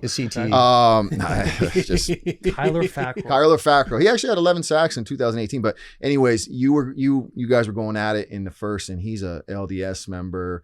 Good old boy, Mormon, and you were just laying into him. He come to the sideline, he's like, man, he's telling me to go fuck myself and like this type of stuff. And I was like, Let's fuck go. that guy, man, go get him. I was like trying to coach him up, like just run down his face. Yeah, the preseason game, you got a bucket hat on, a bunch of seeds in your mouth. You're gonna do fine out there, brother. Don't you worry about it. Don't let him bully you around. Yeah, there is nothing more enjoyable than a 4th preseason game. Just sitting with the boys. Like, would they make you wear shoulder pads? They make us wear shoulder pads. which Yeah, kind they of bugged would. me. They would. Some would take it. Like Charles Woodson would take it off, but Yeah. later that's on. Charles Woodson. Yeah, right, exactly. Yeah. But I had to keep it on. But yeah, that was funny. The story you told me when we met up. Talk about your welcome to the NFL. We met moment. at Thomas Rhett's charity event, or his wife's Love One charity event, and I literally like, hey, Clay Matthews is here, and I kind of like ran over there like a little fan, and we like talked for 30 minutes. It was a nice little bro down, and my rookie year, it was like the 3rd preseason game, and I was not a starter. It was Michael Ruse as the starter, but I was in that bullshit. Not the tight end, but the wing. I'm sorry. I was the tight end on field goal, which is the worst position you can possibly be on ever in the history of football. You just take 3 dudes to the face constantly. But preseason, I'm thinking I'm going to be all right. You're lined up on Michael Ruse and like kind of on his shoulder. Yeah. Ruse is down there, 10-year vet. He goes, hey, Clay, go easy. And he goes, get the rookie. And you literally just watch Clay in a 4-point stance shift over. And I'm like, hey, what's going on here? Ball snap. Dude takes me. And there's not like a couple guys on me. This is just Clay. Drives my ass in the ground. Doesn't say a word either and jogs off. And I'm kind of like up myself up like, that motherfucker. I actually felt bad. I was like, no, not at the time. Like when I met you, I was like, I'm sorry for that. But you got to think like you probably just scored. So I went home and I'm like, man, I don't remember that. But I remember it was pouring rain. I love it how was you got out the tape 2000. when No, he got I out. did. Yeah. It was And I when love that it affected you enough because I kind of went home and I told my wife, I was like, I hope he feels bad about that. I went home and I was like, I just didn't remember. And I was like, that's right. We played a preseason game. That's when Julius came out there to Green Bay. And I'm like, they must have scored. And I just took it out on him. But No, it was Michael Ruse. apologize. It wasn't. oh, it was actually Ruse's fault because I took it easy on him. I remember like seeing you and I remember thinking to myself, those fucking forearms are massive, and they were just vascular. And then all of a sudden, the forearms got closer to me. And by the way, a lot of hair on your arms because I remember it vividly. And you just took my ass out. All right, well, and put me in the fucking. Look, I'm dirt. glad we're working through this. This is Yeah, great. dude. Like, I'm actually Clay's sweating. I do I'm actually apologize. sweating. Yeah. yeah.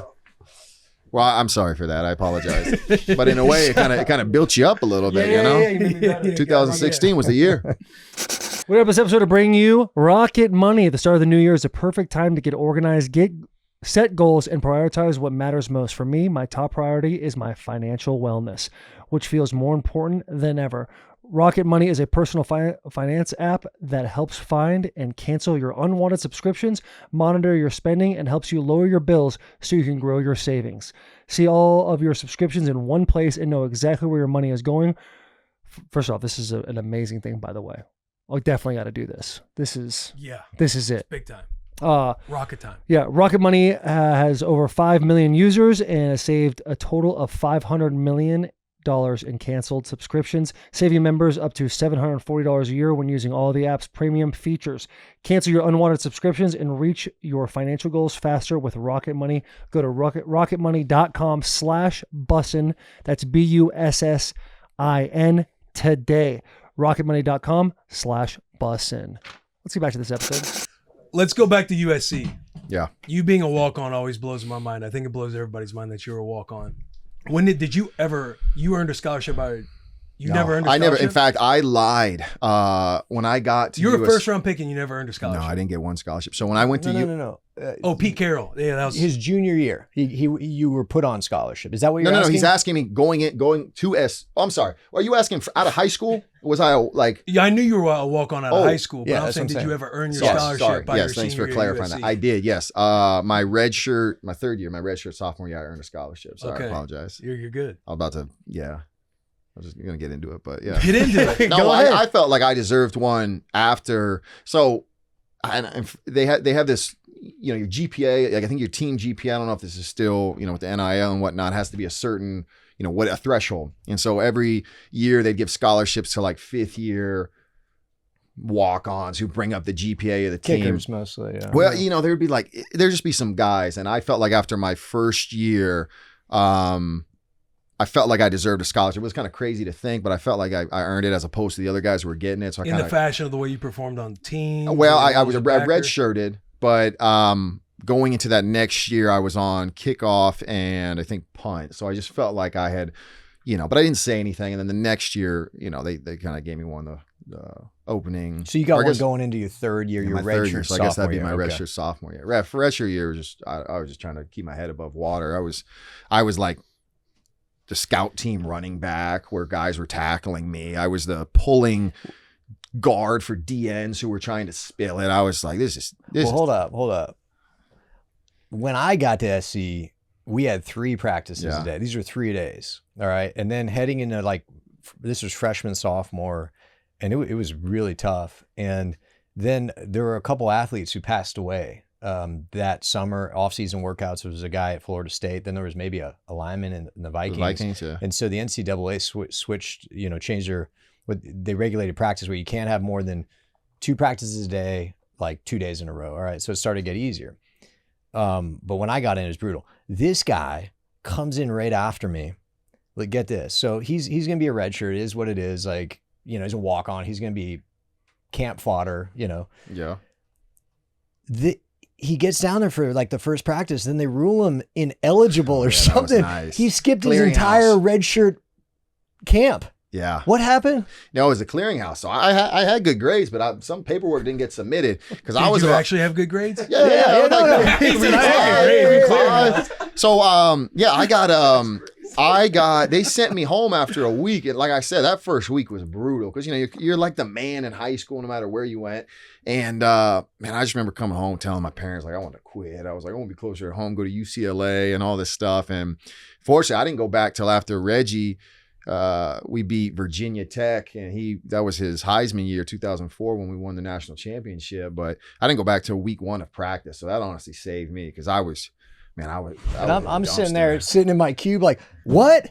He doesn't have to practice the whole camp? I'm like, man, how does this guy get away with that? Yeah, a walk-on freshman they try to break you. That's that what I'm first saying. year. Yeah. It That's was summer. You did summer workouts though, yeah. I You started coming down. Yeah. but I didn't have. No, yes, I did do summer. I think I did summer, but fall camp was like, and Hell. especially the Just thing you got to different. understand, which I'm sure as being a, high. Were you highly recruited out of high school? I don't know. I mean, I know. I had like a crazy come up my senior year, but I had Okay. no He scholarships. was an and Under so- okay. Armour All-American. Yeah. Okay, so yeah, Off 2 football all right. games. So.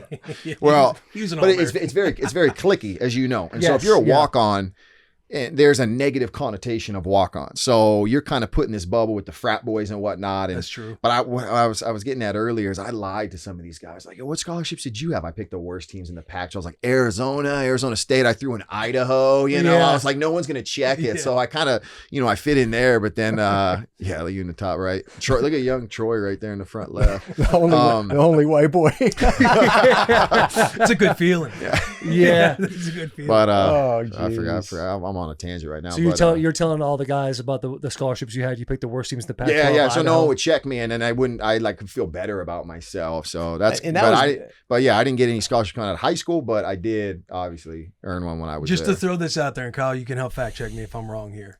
But you thought you deserved a scholarship after your redshirt year. I'm sorry, my red. And you didn't even go to redshirt training camp. No, not my redshirt training. My second year. I apologize. The CTE is Yeah, kicking yeah, in. it's- All right, yeah. Those bull rushes. But we've got it all. Yeah.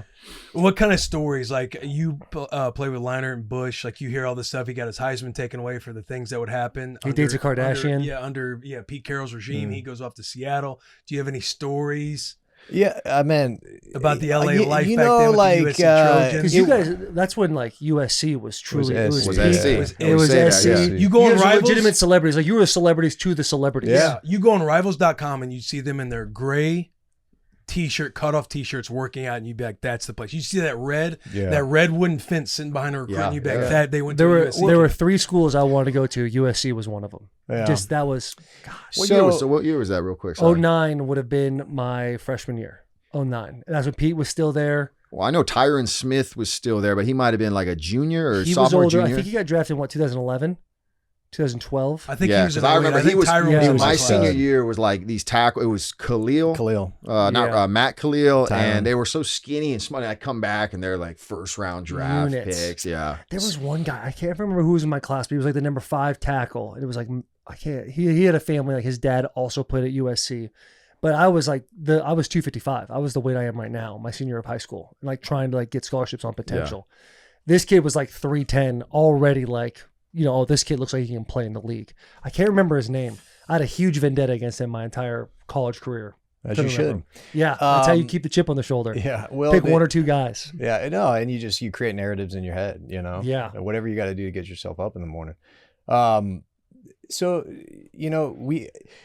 I think you probably like me, we get this question a lot. What was it like, LA celebrities paying players? Like, I hate to disappoint, at least my experience. And I can't say I was boys with all those guys. Like, I can't necessarily say I was running the Hollywood circuit with Leinart and Reggie. Like, that wasn't necessarily my vibes at the time or ever, but, it was really a credit to Pete Carroll, man. And a lot of the company I run today, I founded almost a decade ago and unbeknownst to me at the time, like I got to see a highly successful, high performance organization run, in my opinion, as good as it possibly can, where Pete created this insane level of competition, like iron sharpens iron, full speed, 1s versus 1s every day in practice.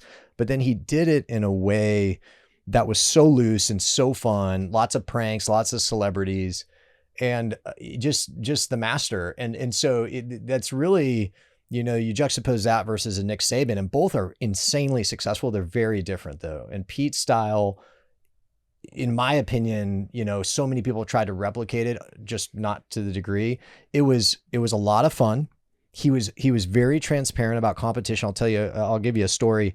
So I'm sitting behind Polamalu for 3 years, and then heading into my senior year, the way I saw it, we had the strong safety pretty much settled, and I was a safety, and the safeties were interchangeable. So the other safety was open, and looking at the depth chart, like humbly speaking, I felt good about my opportunity to potentially earn that spot. And then, but they signed a 5-star freshman out of Long Beach, Pauly Darnell Bing, who'd go on to have a great career and became a good buddy of mine. But I didn't know Darnell personally when they signed him. I'm like, oh crap, like here we go. So it's before spring, before the first practice. You meet as a team. You're in the big team meeting room, and Pete goes, "Hey guys, okay, this spring we got to get after it. We just coming off, a big BCS win." And he goes, "But I want you to understand the opportunity you guys as existing players have is the spring is your showcase. Because in the fall, we're bringing the number 1 class in. They had just signed it because signing day is like February. Now it's March, spring ball." He goes, "We're bringing the number 1 class in, and we are going to give them the reps and give them the opportunity to beat you out. And so you need to take this time seriously because you're not going to have as big of a opportunity in the fall." And just to drive home the point, you're going to sit here and for the next hour, we're going to put their highlights on film, and you have to sit here and watch all of the 5-star recruits they're bringing in. These guys, I am bringing them in to take your job, and you're going to sit here and you're going to watch their high school highlights. So we had to sit there for an hour. Holes were tight in that meeting room. Oh my God. So we had to sit there and, it's like, okay, running backs, it was coming in Reggie, Lendale. We had a guy, Chauncey Washington, who was really good running back, tight ends, O-lineman. And then it gets to safety. Like it said, 5-star, number 1 in the country rivals, number 1 in the country, this Darnell being Long Beach Poly. And I just sit there for 5 to 6 minutes and watch these guys highlights. And I'm just sitting there like, fuck this motherfucker. Cause that, when you're in that alpha dog, hyper masculine society that is college football or any football, it's kind of like a fighter's mentality. I'm going to kill this guy. And that's what he was doing. It was all, Pete was so good at the psychological part. And so, the answer to your question really is I don't have any, as far as I know, there weren't alumni handing out money or anything, at least not to me, not to you, but it was the way Pete ran the program. It was so intense. It was so high speed, full speed, 1 versus 1s. He would proactively tell you are competing with him. And yet he did it in a way that there wasn't open animosity. I never looked at Darnell or Troy I hate you. No, those are my guys. Those are my boys, And I do the best I can to take that and apply it to the company I get to run. You had talked about, celebrities and whatnot coming out. I think, Kyle graduated right when they were peaking us and, the celebrity was coming in. So Snoop Dogg would come in and drop it like it's hot. We had a guy freestyle with him in the front. Will Ferrell come in as Ricky Bobby. We had all these guys coming in on the sideline and whatnot. It kept a loose environment, but, kind of like Kyle alluded to, it also that what he demanded from us as well, he made it very clear. And some of my fondest memories are just the stretching lines. We'd have Ken Norton and Lane Kiffin, and they'd be arguing at each other. And Sarkisian was there. We had a squad. Ole Miss. Why am I? Ed Ogeron. Ed Ogeron was there, but they, Ken Norton. What a Ken squad, Norton. Because it wasn't just the players, it was the coaches too. Ken Norton would be saying, "Lane, only reason why you got a job is because your daddy." Yeah. And then Lane would be yelling back, "Your daddy got knocked out by Ali," and he said, my daddy broke Ali's jaw," and it was and then we went straight into 9-on-7, straight into 9-on-7. But like Kyle said, there was no animosity. It's you could tell there was that friction, but it was always competition. That's every meeting, was all about competition. And Pete, while he was a player's coach and that he is fun, he was a killer, man. He was a businessman, and if you got in the way of his program, guys would disappear, man. They would get out. I remember because back then there was no transfer portal, there was nothing.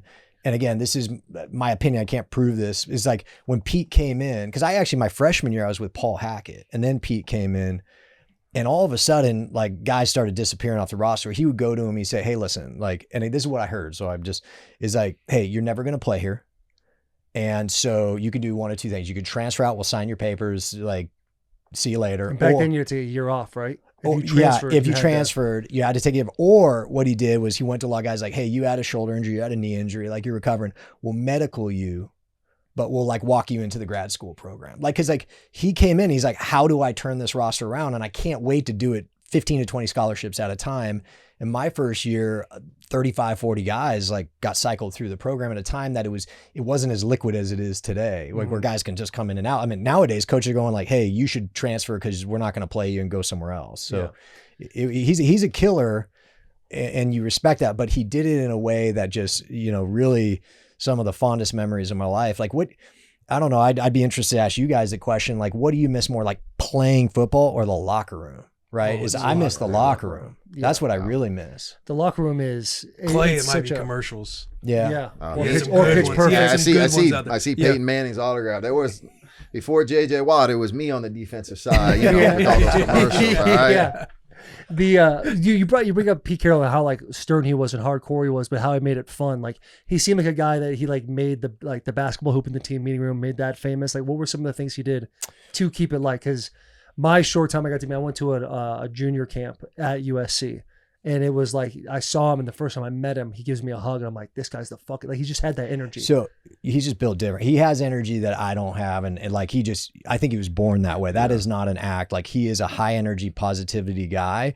I'll give you some examples and maybe it changed by the time Clay got there. Like, you know, it's the middle of camp and you're what are the 28 days in camp and it's day 18. Like you're just in the shit. Right. And your body's banged up and you're going hard and Pete's like, hey, like, you know, for practice in the morning, practice in the afternoon. So at the end of the first practice, I don't know if he manufactured, he really felt like this, but it was supposed to be full pads in the morning, like shells in the afternoon. So full pads. And, you know, at the end of practice, he's like, that was a bullshit practice. I don't like the energy. This is BS. Like, yeah, just ripping us, you know, which again, that wasn't normally his go-to style. He did it more than probably the normal fans would think, but like, it was like, and maybe we were dragging ass. So he's like, you know what, because of that we're going full pads this afternoon, hitting drills, tackling live, everything. We're just like, oh no. And so he brings us out in the second practice. We start doing the stretch lines and he like calls us up and he goes, guys, like I need to be able to trust you. And I'm paraphrasing. I need to be able to trust you. Like I was not happy with this. So I'm going to give you an option. Either we go hard and like do this the right way, or we get on some fucking buses and go to the beach. And there are buses lined out right outside practice. And we all get on the bus in our full pads and go to Manhattan Beach and go to the beach that day. Like, yeah, movies. We go watch the beach volleyball. Yeah. Man, and just stuff in the meeting room too. I can't remember why, but we always were shooting water up in the air. Guys taking their shirts off, swinging them around. I don't know why, but like that was it every meeting. They always call people up to make fun of other people. Like what you did with Braves. Like they called me up all the time because I was just a walk-on at the time. Like nobody, and then, you know, like they would call people up to make fun of others. They do one-on-ones watching people get cooked or whatnot. So like they always promoted that environment I'll get you on that team meeting. So like, we might have to cut this just because I like this guy, but we would come Burn in. him. We would Destroy him. No. It's all good fun. We're having fun. We would come in and like to Clay's point, like there was this. It started my sophomore, junior year, like the meeting room. Coach O was getting mad about something, and he smashes a projector with his fist, and like these are projectors. Like I'm getting old here, and he smashes it and throws it, and then like we're getting hyped. So Kennedy Pola, this big Samoan running back coach, he played running back, just awesome guy. Like he takes a chair and throws it through this window because they're like floor to ceiling windows, like 12 feet tall, and throws it through the window. And we're sitting like, what has happened? So then that became kind of like whenever they felt like we would just start getting hyped and throwing water. And so Kennedy Pola started this thing like, what's the first thing you do before you get in a fight? You know, it's like, take your shirts off. So everyone takes their shirts off. We start like pushing each other and like, let's fucking go. Yeah. You get me hyped up right now. Yeah. And then he's like, then there's this chant like wartime. It's time to go to war. Like we're going to take it outside. Like, what do? You take your shirt off. Like, let's go outside. We're about to get in a fight. That was our chant. Like back when we were winning. I don't think it is anymore. You know, Lincoln might need to bring it back. Yeah. But my point is, so then, so it started getting more hyped and every meeting got more and more hyped. It wasn't, you know, to eventually like you took your shirt off, like everybody's taking their shirts off. And then we had a linebacker coach, Coach Holt, Nick Holt. Oh yeah. He was your coach. Yeah. He ended up going to coach Idaho for a minute. He got so hyped up one time, he took his shirt off in front of the whole team. Then he took his pants off. All of it. The underwear. No shit. And he's jumping around butt ass naked. And I'm sitting there, everyone's like, yeah, let's fuck, whoa. Whoa. Yeah. And like, he's like, what? Too much? It's like, dog, put the, like, And everyone's like, dude, what just happened? Dude, he was a grown man. He got into that like manic alpha where he went 18 and older. 18 barely legal kids. Yeah, and I was like, all right. Like after that, we agreed there was a limit to the height. We got to draw a line. Was the next meeting Pete Carroll being like, hey, we can get excited, but let's keep our underwear on? Probably. Like, because Pete had a great way to roll with it. But that's when I was like, all right, this place is crazy, dude. Yeah. Like, that is what has happened? awesome. Like, it was just next level, and then the NCAA came in and killed it. Yeah. So Fuck the NCAA. man.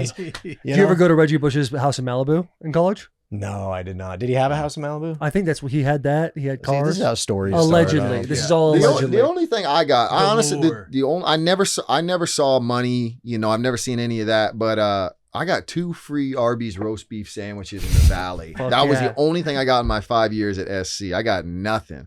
So all this stuff, like, where are these guys getting? They get free, you know, whatever it is, hundreds of thousands of dollars. I had my head in the sand, but that went over my head. We interrupt this episode to bring you Kevin's Natural Food. This is honestly a reminder right now. I am pissed that I made some Kevin's Natural Foods. I made the chicken tikka marsala, left it on my dining room table before I came to work today. But if you want a delicious protein-packed meal on the table in under 5 minutes, Kevin's Natural Foods heat and serve entrees are your MVP. Kevin's Natural Foods ready-to-heat entrees and stir-fry kits are shockingly delicious. I double-stamp that. I triple-stamp that. And made with clean, high-quality ingredients. They feature delicious restaurant-quality flavors like, listen, I'm going to go off the top here, Thai coconut curry, General Tso's chicken, the chicken tikka marsala. There's like a roasted garlic chicken. It's paleo, very clean ingredients. It comes like the meat. You know how you read the back of an ingredients label and it's massive? Like these ones are very short. The meat comes in like a sous vide packaging. So it's like sous vide and chicken bone broth. Yes. The vegetables are in a vegetable broth. And all you got to do is throw it in the pan and kind of flash fry it a minute on one side of the chicken, flip it, do a minute on the other side, and then you pour in the sauce that they have. That's paleo ingredients, clean ingredients. I shit you not. Kevin's Natural Foods is the real deal. Here we go. I kind of lost my train of thought here. Kevin's variety of flavors and proteins offers countless opportunities to make your own. Tacos, salads, sandwiches, etc. The opportunities are absolutely endless. Kick off 2025 with Kevin's and make it your healthiest and tastiest year yet. Look for Kevin's Natural Foods in the refrigerated section at your local grocery store. If you're a Whole Food shopper, they're right there. You go buy the meats, you turn around, they're in that little refrigerated where kind of like sits, you know what I'm talking the about? freezer area. The little freezer area. Yeah. You reach down, they got all the varieties. Got I'm them telling all. you, you guys are going to love this shit. You better get there faster because they might not have all the varieties because people might come there and start buying all the varieties and you'll only have 1 or 2 varieties when you want all the varieties. Especially when they listen to this ad read. Go ahead. Go shop. Go right now. Kevin's Natural Foods. That's all I got to say. Back to the episode. Bro, you were part of the, I wouldn't even say arguably, the best linebacker room of all time. Of all time. Facts. Like you, Maluga, Cushing. Mayava. Yeah. We went. Kaluka, Keith, Rivers. Well, Yeah. but that's senior class, yeah. And then Because Keith was older by the time. Keith was that a year. gentleman- He was a year older, so he went 9th. But I was even there. Lofa was 2nd round. But yeah, my senior year was me and Kush went 1st round, and Ray went 2nd. Ray should have gone. Well, he was supposed to go 1st, and then Mayava went 4th to the Browns. We had a good. I think we finished first, second, and all the postseason accolades and whatnot. Yeah. Yeah, Clay and Kush had phenomenal careers. Ray had a great career. Even Kaluka, like he started, he was playing. Like 6-7 years. Yeah, I think Hurt his maybe shoulder or something. Yeah, that's what it was. But that was a great team. How was Cush in college? Because he seems like a He's psycho. my favorite. New Jersey boy. Yeah, he's my with the Franklin favorite. training. Savage. You just have that thing when they're playing the Cleveland Browns and he runs face first to the offensive lineman. Yeah. Face blood full or face full of blood. Hey, we would be in like Coach Norton, Ken Norton would be, in meetings, and it'd be like lunchtime, and I'd be eating like a turkey burger with fries, trying to be healthy, and this guy like offer something up. And then you see his little watch go off, click it, reach underneath that, pull out his like customized meal and pills and whatnot. He was dialed in. But I love that guy. He's still one of my best friends to this day. I wish we could have played again. We still keep in touch. But yeah, he was a monster. And I think he helped elevate that room because of his Jersey tough mentality. He was about it. He was about that. Like he was about that action. Yeah. He and Clay knows him super well. But like I was thinking last time I hung out with Kush, we were in Miami. And we're down there for the Pro Bowl. Clay's in the Pro Bowl, and so we're me, Clay, my brother Casey, and Kush, we're out and we're having a good time. But it's like, like it's like midnight, 1 a.m. Like I'm getting tired, man. We're like grown-ups, and Kush like, come on, like we're in Fort Lauderdale, which is about an hour north of Miami. Kush like, no, let's go to Miami. There's a party at a club in Miami. My teammates from the Texans, Andre Johnson, is from Miami. He's throwing a party. You remember this? Man, it was. So we were the only white boys there. Well, go ahead. Well, hold on. I had to jump So the gun. we're outside this club. We're with it was Ray Lewis. It was Dan Henderson. We're sitting outside, and I'm like, no, dude, dude, I'm tired. Like, go home. And Kush's like, no, come on. Like, what do I got to do? And I swear to God, you look down, and I don't know, in the curb, there was a $1 bill in like a dirty curb, like in like gutter water. And I was like, you eat that $1 bill. And Kush was like, what? I was like, eat that $1 bill. We'll go to Miami. So Kush rolls up. He eats a gutter water $1 bill, and he goes, I was like, fuck, man, we're going to Miami. No shit. So we go down to Miami. Hold on, it gets better. Savage. We go down. We don't really understand the context of this party. Yeah. So we roll in. It's a nightclub. Andre Johnson and the entire U is throwing it in like Coral so Gables or out of place. Brickell or somewhere down there. And we walk into Clay's Point. It's look, this is not, it's like we're the only white dudes there, and like, which is fine. Like we're like, oh, this is fun. And Cushing, we go up. They have a table for us. We're dapping up some people we know. Kush disappears over there. Mario Williams dapping him up in the middle of the dance floor. So listen, they're Takes just you down there, then So disappears. hold on. It gets better. Left you. Left you out to dry. This is a Kush story. So like again, like Clay, you can make the decision if we edit this out. I think this makes good, it. I it's think this good. makes him look even better. But he disappears, and they're bringing bottles and bottles and bottles. We're not drinking. Like it's again now it's 2-3 a.m. And like the Matthews were like, oh, let's go home. Well, anyway, all of a sudden we're like, hey, we're gonna head out. He's like, well, who's paying for this bill? And it's like, this is $10,000. Like, well, it ain't us. It's Cushing. So Cushing had left his credit card on the table. That's fine. Kush had like a $2,500 limit on his credit card. Boys, I got this. Don't even worry. He's disappeared. He has his credit card, can't pay for anything. And we're like, we're not paying for it. And like, they're like, someone's paying for it. And so finally we got the guy to, Andre Johnson comes over. It's his party. He's I think like, it was like somebody he's like, got it. I got it. And then we were saying, hey, to Andre Johnson, you got to go track Kush down to get the money. And he got the money, but like, that was He Kush. said- Hey, I think- where was Kush? Oh, he just disappeared. He was down there amongst the crowd. Just I know where he was.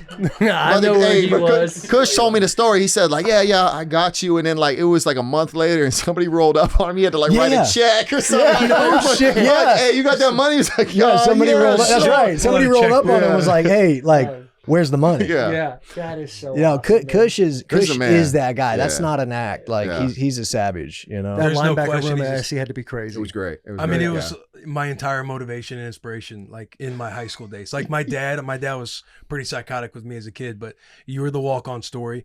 Kush, I had to do my dad would buy all the DeFranco tapes, and I would have to do all the DeFranco method that Kush would do. I mean, Kush has got that, diabolical before and after photo with when he was going through labrum surgery, and then all of a sudden he's like flexing with you. You guys are both flexing in the classroom, and then Ray Maluga was my lock screen. So I was all SC linebackers. Why didn't you go there? I wasn't good enough. I didn't get an offer. What year was that? 08 was the class I came in. I think that was that- I think that was Tyron Smith. What linebacker? Who was like Chris Gallipo or who were? Yeah, him. Yeah. Well, because my brother, Because he was a 5-star. Yeah, my brother came out. He might have been like a 3 or 4 star. My younger brother and SC. Pete passed on him. Yeah. Well, I don't know. Was Pete still there? Well, anyways, they passed on him, and so he went up to Oregon. Obviously, Oregon had played in the national championship, ended up losing to Cam Newton, but. After like the first year, I was like, "Does your brother want to transfer back to USC?" And like, he missed it. You missed the boat, but That's brutal. Supposed to keep in the family. Yeah. What are you guys doing? I have a vivid memory of it's like week 6 or 7. No, probably the first couple of weeks of my rookie year, and I'm not starting, but I'm watching Ray Maluga on the Bengals, and we had a whole game plan of like, hey, we got to hit the perimeter on these guys. So we were watching a bunch of pin pull things with tackles going out. Yeah.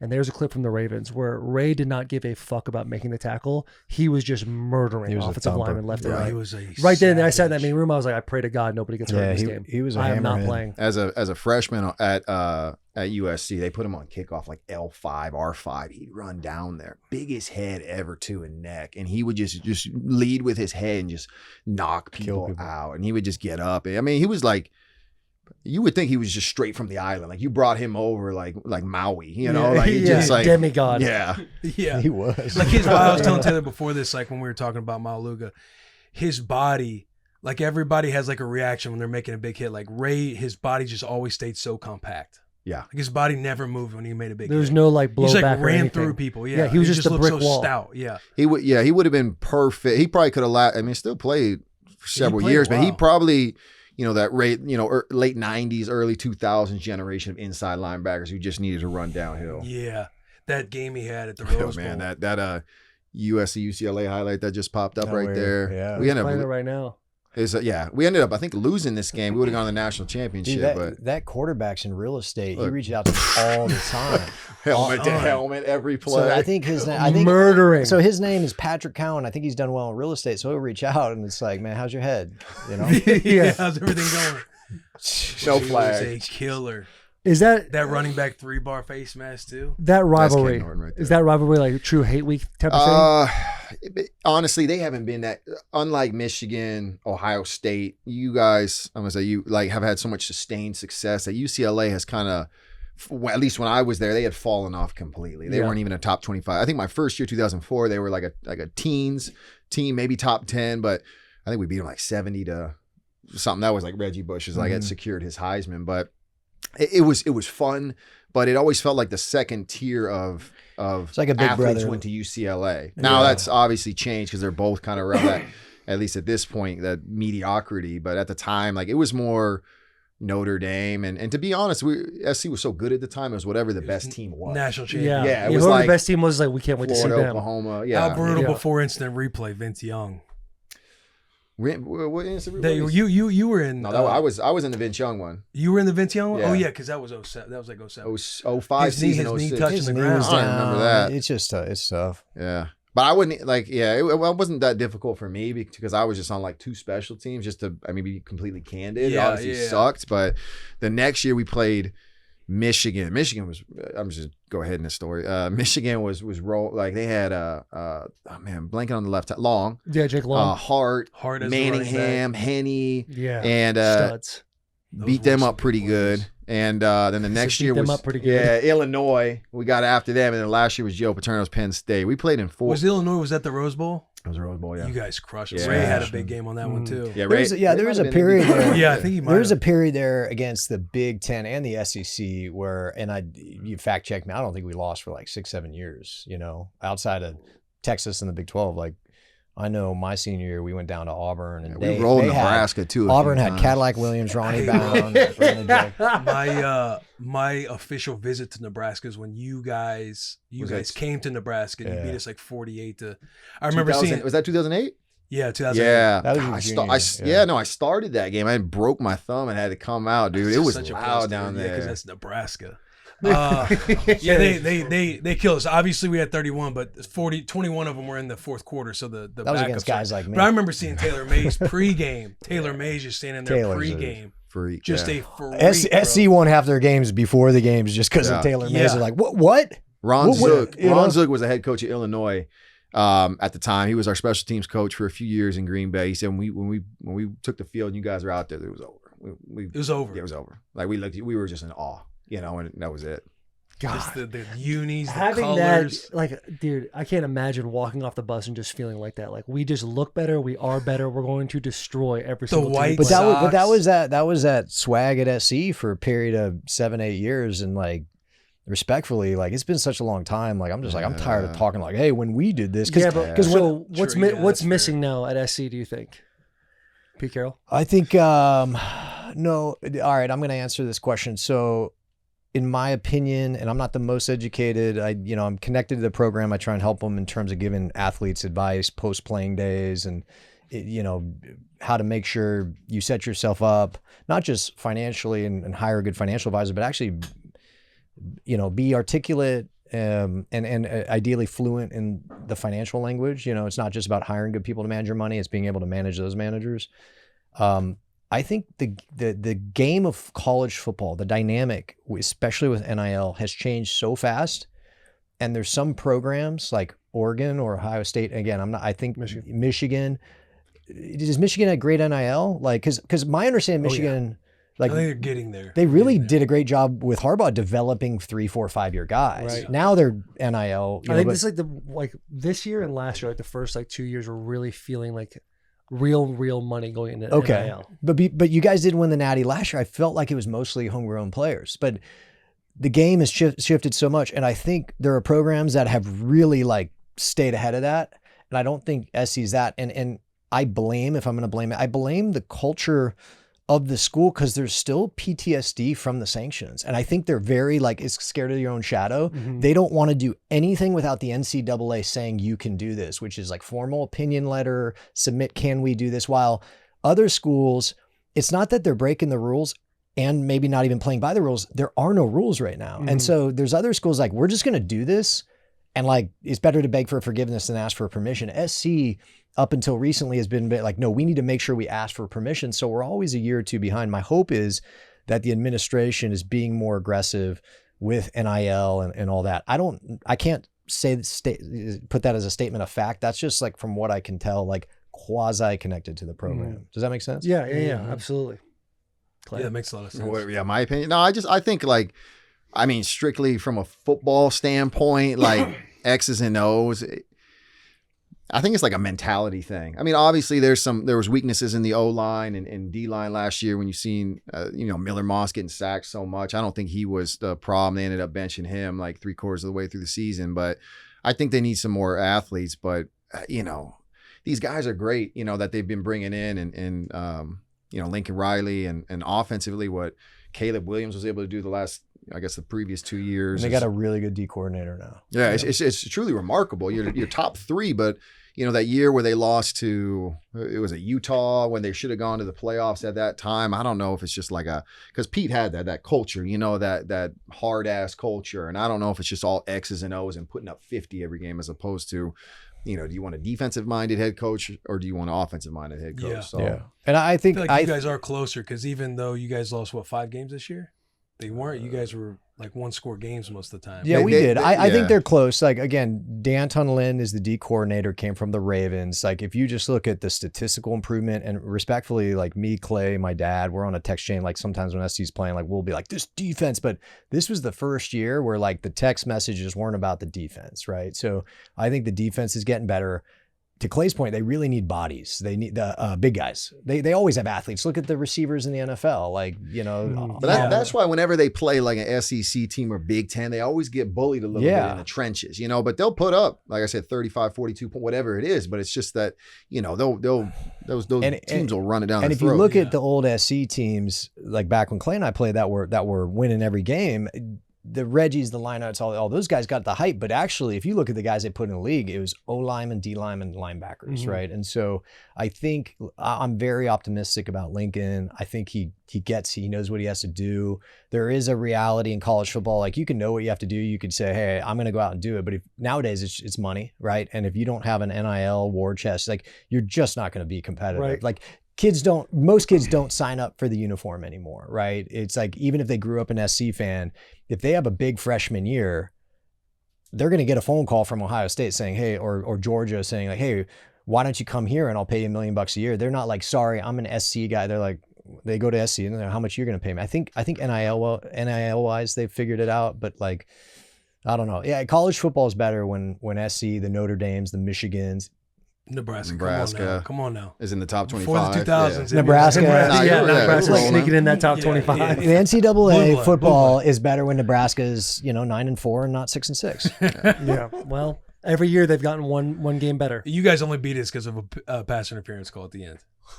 I don't think I watched that. That was a 12 o'clock game. I'm not watching that. You're only prime time. You only show up for the prime right. time games. Yeah. I'm screaming at the TV over PI calls. You guys keep up with college or NFL more, like as far as just enjoying it? For me, NFL. Yeah. Yeah. You not a big SC guy? You not a big? No. I'm a huge SC guy, but I'm just saying like it's hard to with the the lack of success or what we're accustomed to seeing. Yeah. But no, I sit down. My wife knows like Sundays are my day. Like I work till about 12 o'clock around the house cleaning up, making banana bread, and then I sit down Making banana 12 bread? o'clock. Yeah, that's true. And but no, I really enjoy the NFL as far as watching it and because I felt like, I don't know how it is for you at lineman, you as well. Like I felt like my mind at the end of my career was just so tuned in. And Nash, they always tell you this. Like I was just, man, I was like when I went to the Rams, Chris Shula, who's now the defensive coordinator, he was my linebackers coach. We might as well have been the same as far as, on the same page and being peers and whatnot. And so I just felt like the way I was able to give back and teach these guys who were playing behind me at the time, like my mind was just so far advanced. And of course, that's the time when they're pulling the plug on you. You're like, well, now all I got to do is sit at the TV and be like, that guy's got to do this. Right. So, but I enjoy the NFL still.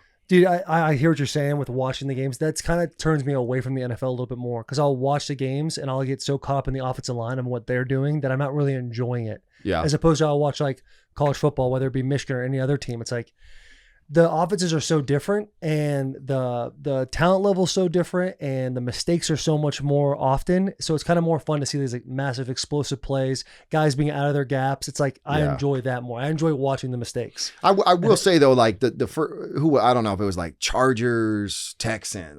That was just to me that was a background noise game. But like when Lamar comes on and Saquon, I feel like I tune into the superstar like Jamar Chase, Burrow. Like there's guys Mahomes who I will watch the whole game start to finish, but I feel like that's just a select maybe 8-10 teams there. How bad did you want the Bengals to get in? Oh yeah, absolutely. The Bengals are so fun to watch. Yeah, they're super. Every year they're dangerous. They obviously gave away too many games early on, but the way Burrow played at the end, obviously, I mean he won't win MVP, but he based on his stats very well could. And Jamar Chase, it was fun to watch. He watches more football than I. Just obviously close to the game, but I was gonna say most of the sports we get together and watch is UFC.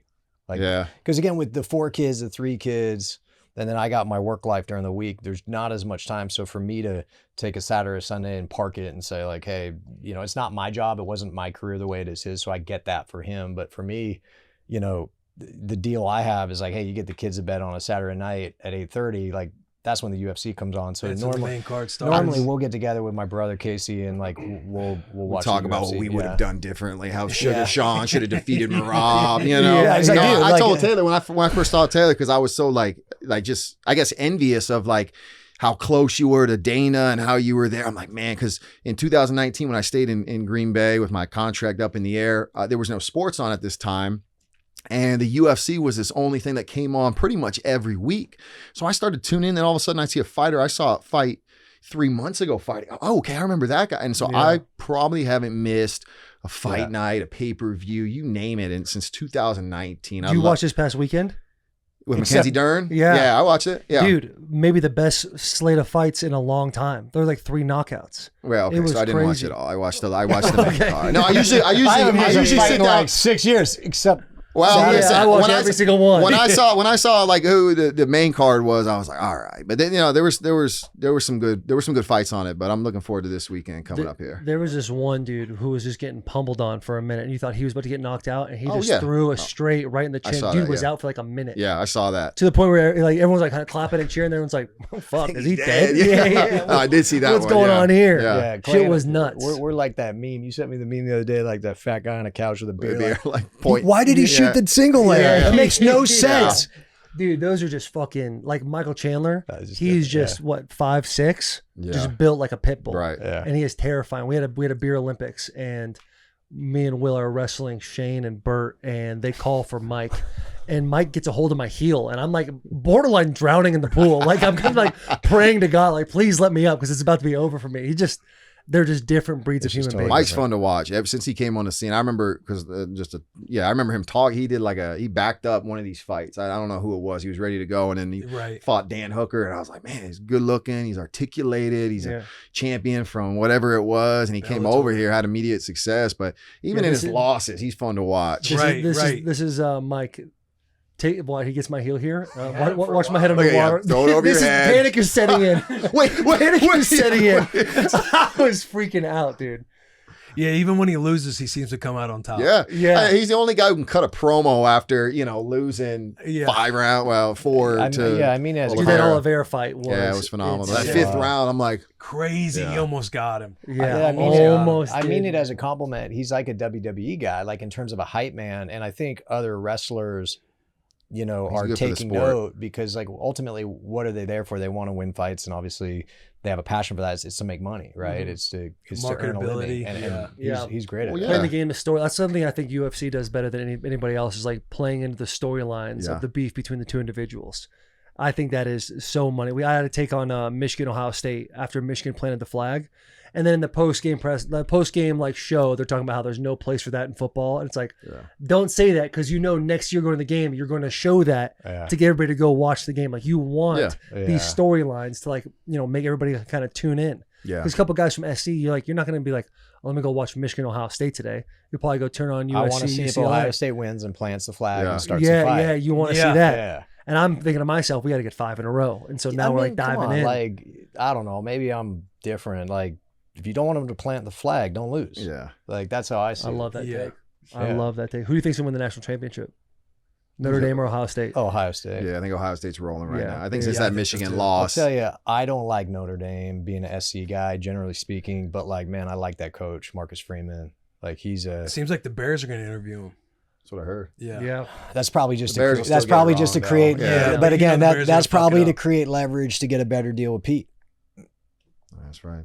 Fair He enough. is interviewing. Like if you Yeah. like if you're thinking like, and you're like, we like Pete, he has success, he brings energy, we have a good young quarterback. You don't just interview Pete and like, again, Pete's got a great agent. You bring in some hot candidates.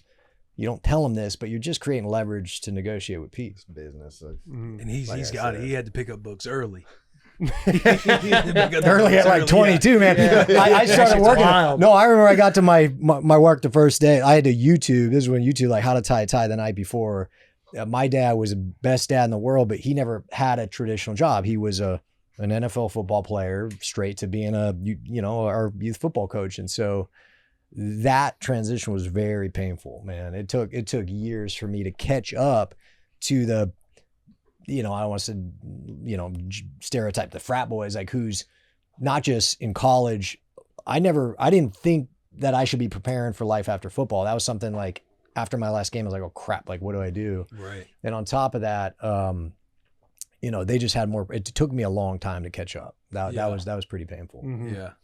Should we hit our tier talk? Yeah, let's hit tier talk. Our tier talk this week is going to be best brother athletic families of all time. That's We'll tier Matthews. talk. Explain Yeah, them we how got tier that. talk works. So tier talk is basically your top 3. You'll start at tier 3. You give a reason why, or you give a few words why. Tier 2, tier 1. What are you saying, obviously. brothers? If you want to give an honorable mention, that's on the table as well. Brothers Yeah. or family? Family. We'll go family. We'll just put I it was all saying, in I'll do brothers. You ask brothers. I want to do brothers. So you Yeah, obviously let's got do brothers. Peyton and Eli. Hold on. You got to start at 3 now. You gotta start. So here's it. You gotta start Yeah, at 3, and oh, then you I'm- go. You can give an okay, honorable mention if okay. you want. You go honorable mention 3, 2, 1, and then everyone's gonna be silent after. We're gonna go around the room. Everyone's gonna say one word to describe how they feel about your tier talk. So okay, so I'm going 3, 2, 1. 3, 2, 1. Okay, so Are we each giving our own opinion? Yeah, Or we collaborate? everyone's giving their own opinion. Yeah. I think Sorry, real quick, time out. Is there a list of this is like, a tough tier. or I have to think about it off the top of my You wanna head? pop up a Manning's. list? I would up a go list. Manning's 1. We can work the other way. Manning's 1. I would say the Watts 2, and then Any sport too. oh, now we're doing that. No. I can't think of many other. I mean, I know the Longs had success. The Bosas are obviously. Nick's playing well. If it was families, I think Mayweather's got to be in there. But it's brothers or it's siblings. The Williams sisters. Okay, wait. Are we going just Are- NFL? Yeah, are we doing NFL? Come on, you brought. Oh, yeah, we An do an NFL NFL. player That's a in good here. You haven't even stipulation. talked Let's about go. tennis. Yeah. Sorry. Well, All right. JP back there. Any sport. Who'd you just tell What were him? you asking? Chat GPT. I gave him a good one. What did he give you, Kyle? All right. So a couple. Oh gosh. Because I agree with you. I think 1 and 2 is Manning's and then Watts. Yeah. So 3 trying to figure tier out. 1 the best, right? Yeah. Yeah. Okay. We're doing tier talk a whole different way, huh? Yeah. We'll just do a That's how my brain collaborative works. tier All right. talk. I got it. Well, I don't agree with your tier 2. All right. Here we go. Ooh. You want Yeah. honorable mention? Oh, we're good. That's 4. I love it. I love it. The Jones family. Arthur Jones, Chandler Jones, John Jones. Yeah. Okay, I guess we're Good doing pull. Good all pull. sports, Strong yeah. pull. Okay. The Jones and they're tier 1 in terms of who I don't want to fight. right? Fair enough. All right. Also honorable mention the Gronks, the Gronkowskis. Okay.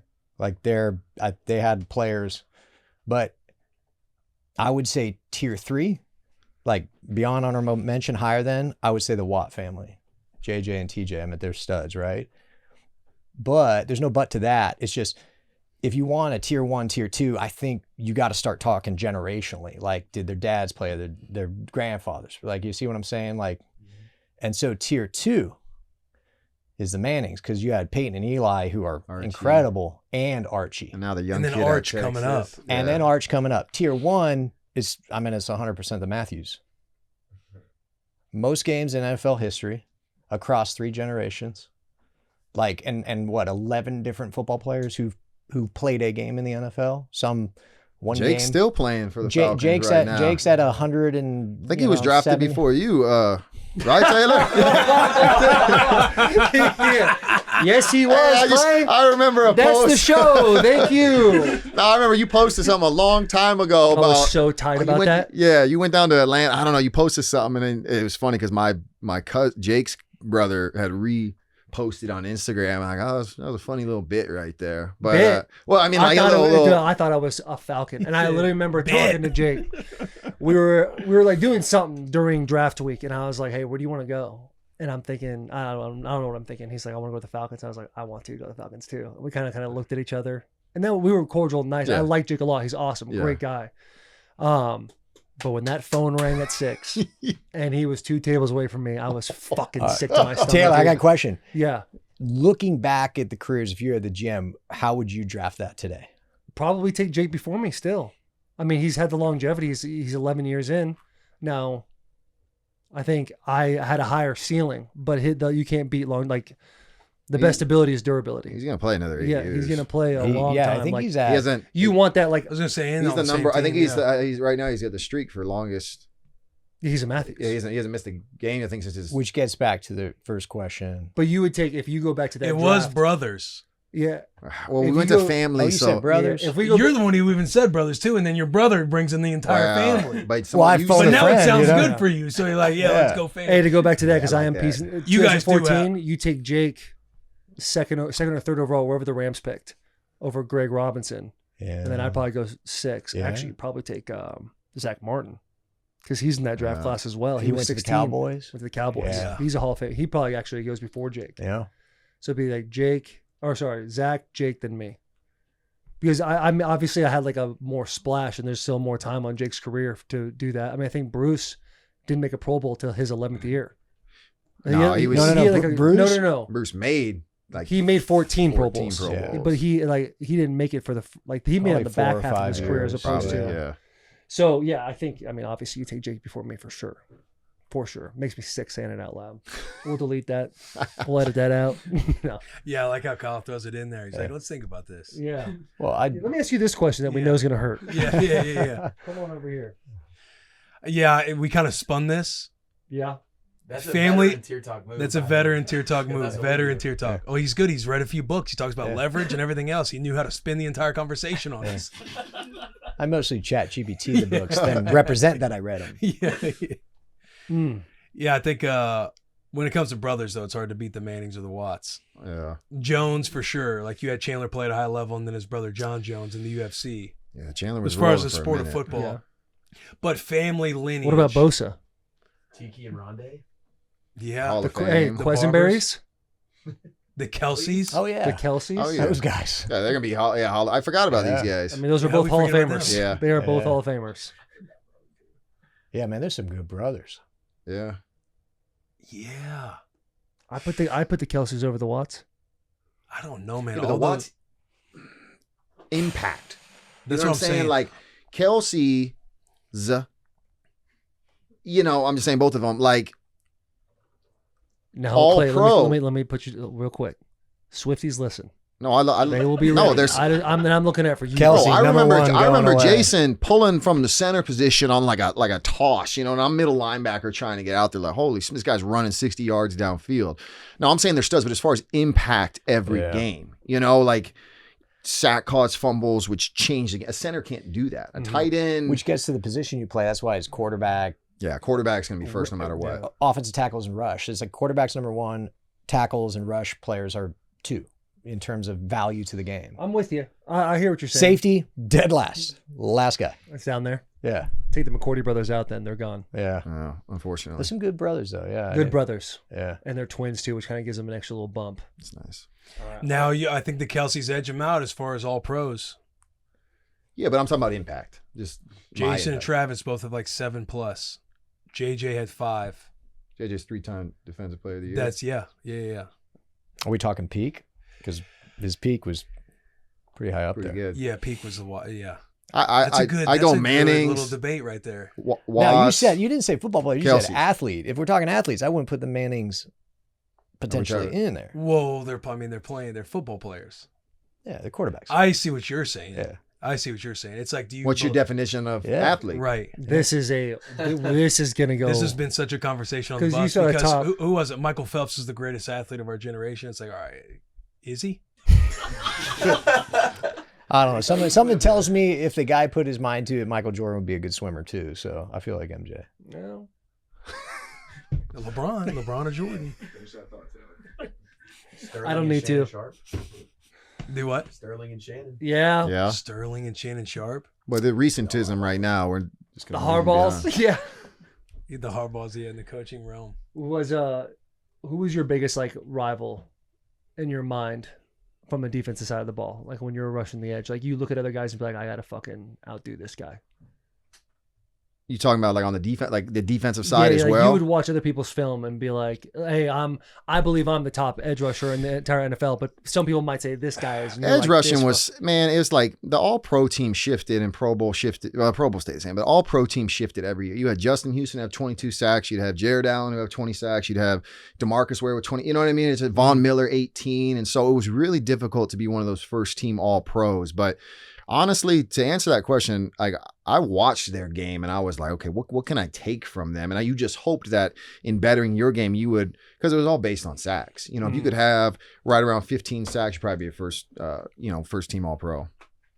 But who was the guy that you were like? Did you ever have a guy that you had like Nah, in your mind? Nothing like that. no. It was all about sacks. Yeah. And I realized like it's ridiculous, you know, because I could hit a quarterback and not get a sack all game, but the media, everybody wants to know your sacks. You get above 10 sacks, you make a Pro Bowl. You get, you're the highest paid athlete. So for me, I had to just embrace that. It was all about sacks. Mhm. And to your point, when I had like 40, 50, 60 tackles, like I'd get 3 tackles a game.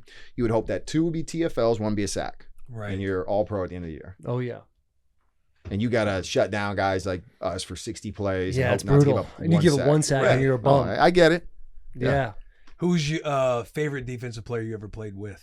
Peppers. Yeah, Peppers. Julius was a man. Is he the best you ever played with too? The best in what regard? Just the best, like in your brain, looking back, you're like, that's the best defensive player I ever played with. Well, I also played with Charles Woodson too. Charles was probably a greater playmaker, but Julius athletically, physically could take over a game at his position because he's what we talked about, pass rusher. He disrupts the quarterback every play. How about AJ Hawk? AJ's a stud. Love him. I remember when I first met AJ. Hawk love in here. I remember when I first met AJ, I was doing like, I got drafted and they brought us in and I saw him walking down the hallway. He always let his hair down too. And I walked up to him like such a nerd. I was like, AJ Hawk, Clay Matthews, like shook his hand. And knowing AJ now, I'm sure, get off me, bro. What's your problem? Subconsciously like, hey, you're a white guy. I'm a white guy, both long hair. Like, I think we're supposed to be friends. Like, what's up? Yeah, exactly. No doubt. Yeah. The best was, did you guys see the game where he gave double birds to his position coach, Winston Moss? Well, he thought he was being cut or he thought he wasn't being re-signed, right? No, and no, then no. He had a great year. Well, I'm not sure what happened, but he gave double middle fingers to his coach. And then he got like a sack on like a blitz. And then like, this is when I was still involved with Twitter and social media and everyone's like, well, that's so disgraceful, Matthews. You should be fined. People coming down on me. I was like, AJ, dude, you got the sack. It wasn't me. AJ's a man though. I Did like you him. see Clay just tweet, hey, that wasn't me. That was AJ Hawk. Tags him. No, I just filmed another commercial. That's all. Yeah. There you go, right there. Okay, it was a single bird. Single bird. God, something about the middle finger, dude. Yeah, I in think- the football I think- uniform goes so hard. I think he was upset because they were taking him off of third downs. It was his contract year, and we were hanging at his house, and he had made a comment like, "Yeah, I don't think they're going to bring me back," and so he's like, "Fucking, I'm out." Well, guess what? He had a great year, and they signed him to like another 3-year deal. That's awesome. That makes it even better gift for is him. Unbelievable. Makes So sense. where do we finish on tier talk? I think this could be one where we clip out all the brother names that we said, and we let the fans decide. All We right. let the crowd Fair decide. enough. Get everybody else in the picture. For the clip. Yeah, we can roll with his for the clip because I thought he had a good one. We can do our Twisted Questions. We have one for each of you guys. Our Twisted Question is brought to you by Twisted Tea. Twisted Tea is a refreshing hard iced tea made with real brewed tea and 5% alcohol, full of flavor and very refreshing. Twisted Tea goes down smooth, so smooth that there is no carbonation, which makes it easy to drink all day long. Twisted Tea feels fun and it celebrates extreme fandom on game day and is the perfect alcohol beverage for game day, whether tailgating in the parking lot, watching a game at a bar, watching with friends at home. Twisted Tea is there to turn up your game day. Keep it twisted with the boys and grab a refreshing Twisted Tea today. I have one for Clay. I need it. I yearn for it. I need the most psychotic Ray Maluga story. Man, Whether it was at practice, whether psychotic. it was at a game. No, I mean, well, he was obviously all his highlights and his hits. You can see, man. We had this linebacker on our team. He was a 5-star recruit. I think he came in either the same year as Ray or after. His name was Luther Brown. Luther's awesome. But Ray was on the team at the time, and something popped off somewhere. I wasn't privy to it. I was at home doing my homework, and so the next day at practice or meetings, this guy shows up, Luther, and he's got glasses on in meetings, and Luther's jacked. I'm talking like he's the guy who cut the frill on the bottom of his shirt, abs always hanging out, like someone you would Good mess for with. him. Yeah. I think Pete might have made him take his glasses off, or he had to. Just swollen eye, like all black and blue. Like what happened? Ray happened. I don't know what happened, but he might have mixed, something in there, but something happened, and Luther got popped. But Was this in the locker room? No, this was outside of the locker room. This wasn't at the locker room at the time. I never. You never did any digging? You just didn't ask any questions. We just carried on. Ray was How Ray. did Pete react when he saw the glasses come off? It it was business as usual. Yeah, I was gonna Like, say, I'll Ray let you Maluga. boys Some guys figure naked that in the out. corner getting jacked up. Yeah, I understand. I think they just let him figure. Knowing Pete, he probably said, "Hey, you got to bob and weave." Yeah, right. He Yeah. took everything in stride. But yeah, that was just like where it's your own teammate, your own linebacker. You're like, all right, man, this guy's crazy. He's crazy. Yeah. And where nobody just says anything to him because you know how crazy he is. Yeah. It's like in Nebraska and Dominican Sue, we had a practice Saturday morning and he knocks out an old lineman because I guess he was holding him. And Dominican just palm to the back of the head, drops him right there in front of everybody. Nobody says a word to Sue. We just like move it up 10 yards and continue. It was a scrimmage. No We shit. just move it up 10 yards. Meanwhile, and ambulance is coming on the field. Yeah, we're like sitting in the back. Holy shit. Is anybody going to say anything? New guys in the back No, puking his obviously guts not. out. Nobody's going to say nothing. Yeah. That's crazy. Yeah. That's yeah. wild. Did that linebacker stay at USC? Yeah, he was there. Yeah. Okay, He because stayed. I know there was a guy coming out named Arthur Brown. I didn't know if he stopped. I remember off. Arthur Brown. No, Yeah. but yeah, Luther Brown was still on special teams and whatnot. I think he played a little bit, but yeah, when nobody messed with Luther, nobody messed with Ray. Yeah, So, nobody messed with Ray. I have like a sideways question. It's not necessarily a twisted question, but like seeing Aaron Rodgers, and obviously 2020 happens. He's on his ayahuasca trip. Like, was he the same guy at the Packers as you see him as now? Was he always like this level of like trying to be enlightened, trying to like have more in-depth conversations and in-depth thought?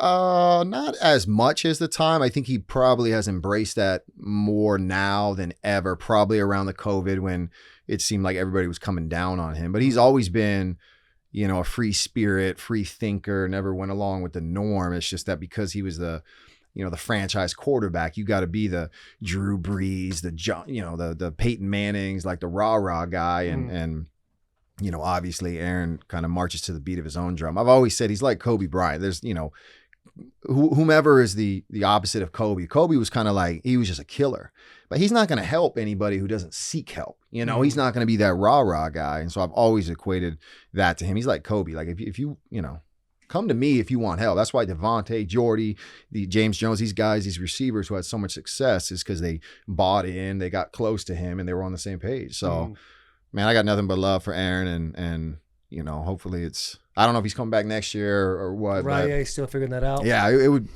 I'd like to see him come back just to end on a high note, just because 2024 was just Yeah, it I'd was love to see hard him. watch. Yeah, I'd love to see him get a little bit of the revenge Yeah, that yeah. he's seeking. Yeah. Come to the Titans, Aaron. Come hang out with the Titans for a little bit. Did you you guys always get along? Did you guys ever butt Yeah. heads at all? A little No. defensive shit talking at all? No. Third down period? Oh yeah, well we did all that, but no, we never butted heads.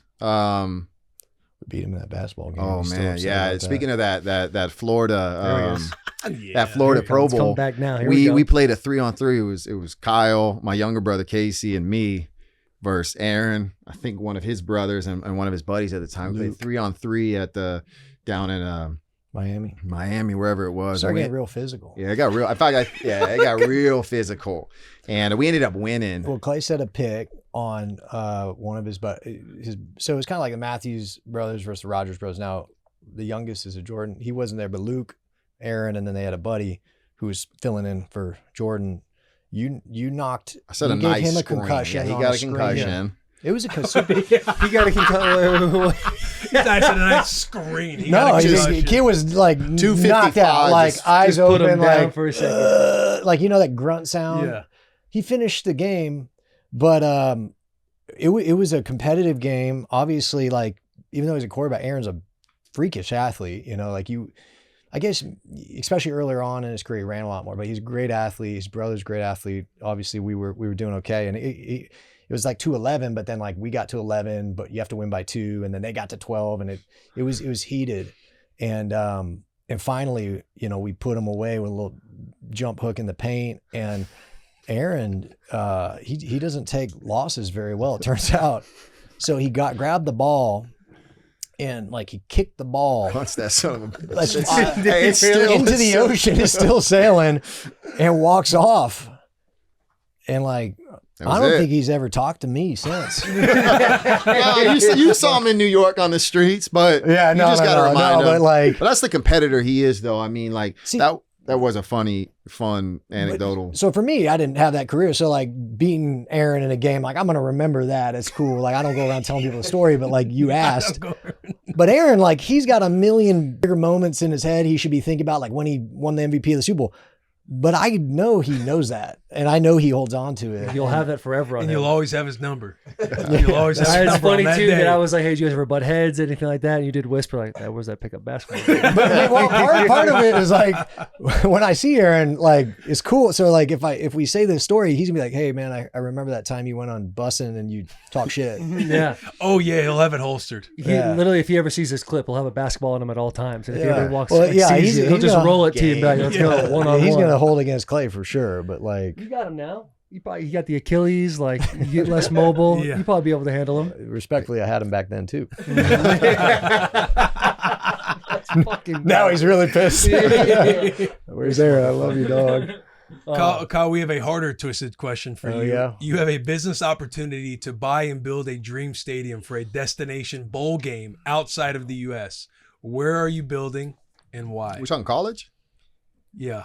Well, all right. So I gotta unpack this. There's only one. So bowl I'm in the building. NFL. I'm building a bowl game.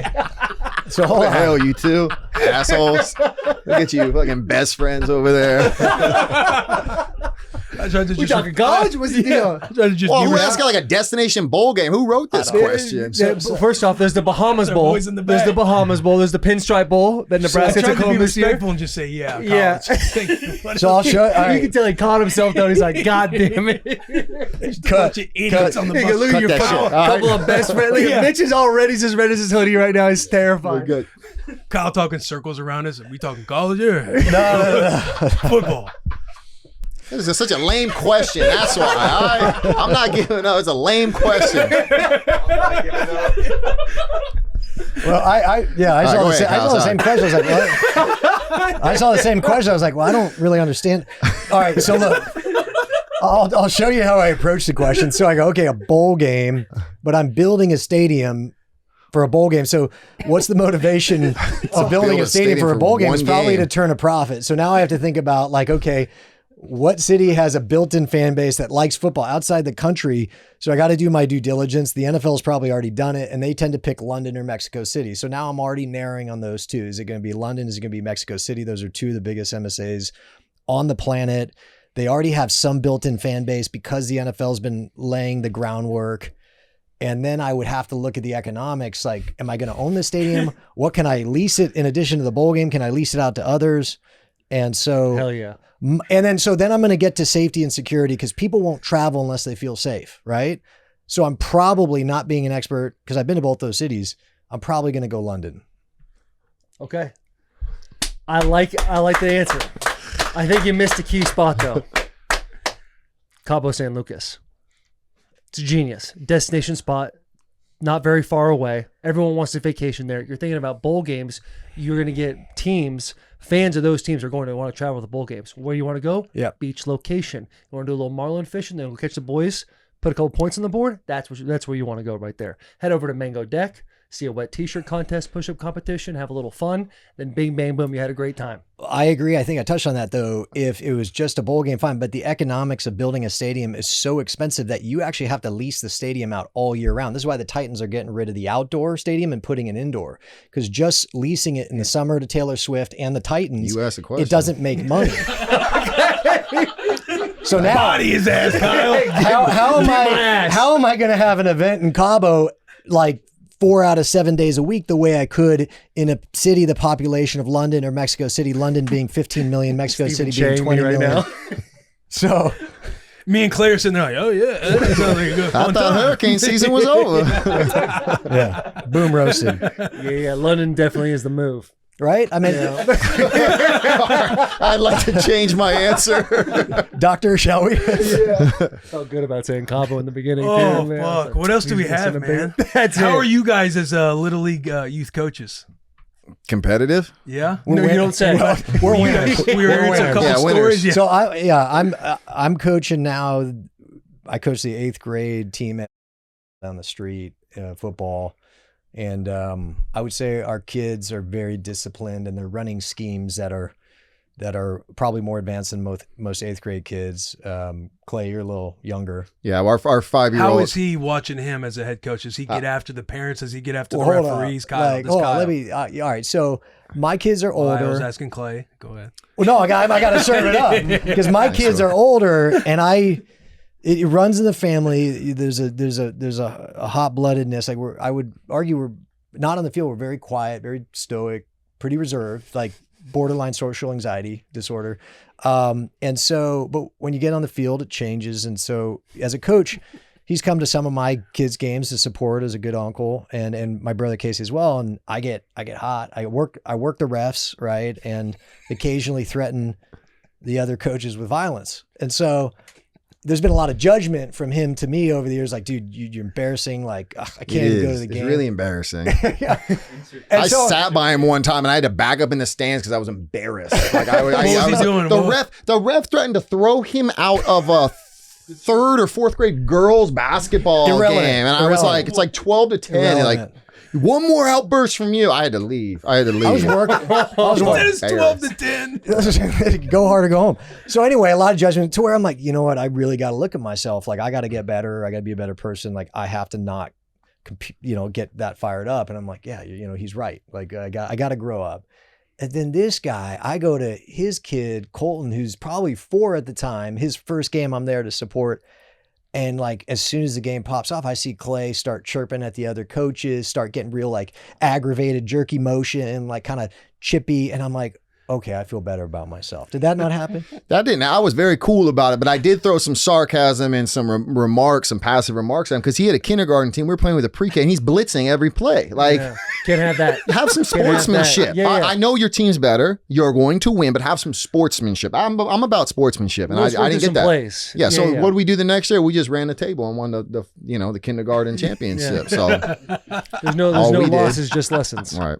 What was more satisfying, the kindergarten championship or the Super Bowl? Well, I tell you what. No, I don't know. I don't know.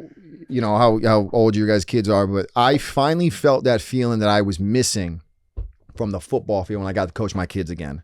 Kind of living through them. They talk about that because we won our first game like 34-31, and my stomach, like I was just in knots. Like I was with him. He's 5 years old, right? It shouldn't matter, but it does. I'm a competitor. Yeah. But the Super Bowl was cool too. That was actually a blur. That was my second year. I didn't maximize. I didn't capitalize. I was like off the field, like no pictures, not with my family. We're going to win like 5 or Oh 6 yeah, of next these year guys. 15-1. We got to lose to the Giants. Next year Kaepernick runs. It was just like, man, the Super Bowl thing's hard to do. Yeah. Yeah. Or Jay, Sound like Tyreek Hill. he said he didn't make the playoffs for the first time in his career. He's got to go to a different team now. Yeah. I Just signed didn't a have that 3-year deal, luxury. man. Yeah. Jake was playing for the Falcons. They were up 28-3 in the fourth yeah. quarter to the Patriots, and they had that collapse. It was heartbreaking. And I was talking to Clay, and we were chatting, and I was like, "Hey, you talked to Jake?" And he's like, "Yeah, you." I was like, "I'm gonna give him some time." This was like a couple days after. I was like, "What'd he say?" He's like, he handled it pretty well. He's like, hey, it's a tough loss. It breaks your heart, but like, listen, we're a young team. Got Matt Ryan. We're gonna be back. We're gonna be at this thing multiple times. And Clay's like, "No, we ain't." Oh no. No, it spoke to just how hard it is to get back, even if you have the same exact team. And, which really leads into just how great the Mahomes and the Bradys are and all that. 2 quarters away from going to the Super Bowl.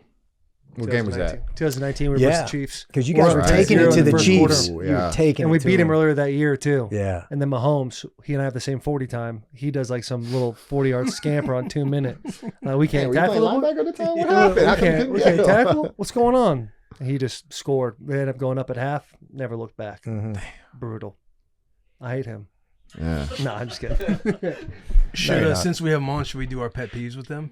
Yeah. I mean, you guys got time, right? Yeah. What time is Right? it? Shh, I haven't even looked at I don't even know where my Time's phone been is. flying. It's been, we say it every week, but I've had so much fun on this podcast. awesome. Let me pull this out. Let me find it. Here we go. Our pet peeves brought to us by Dove Men's.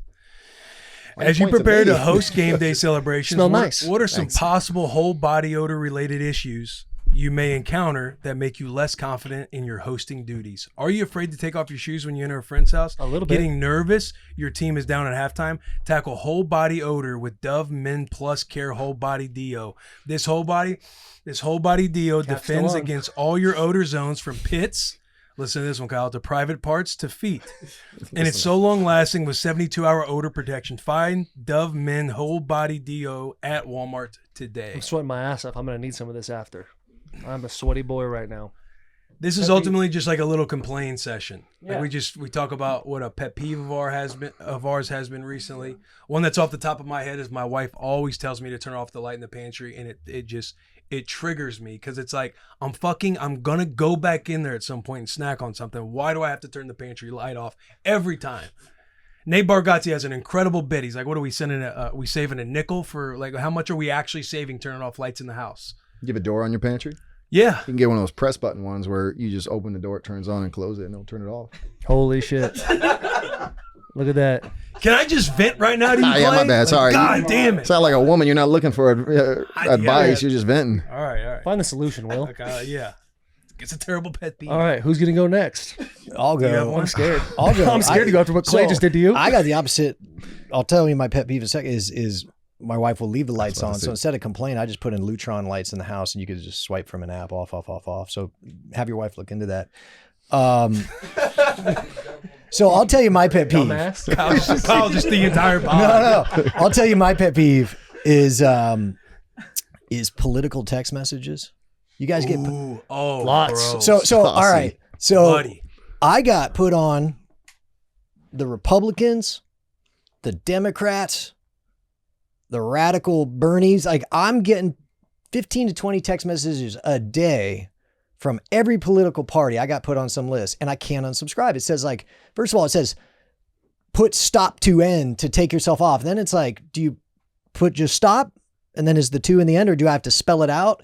But no matter how many times I do that, I think when I actually reply like unsubscribe or stop to end, it just actually Got him. it just actually says, hey, this is a real number. Ladies and gentlemen. And I don't know whether it's AT&T or these parties. If anybody knows, could you help me out? Take me off these fucking lists, man. Right. Elections They're over. You brutal. don't need the information And anymore. I'm getting hit from every side.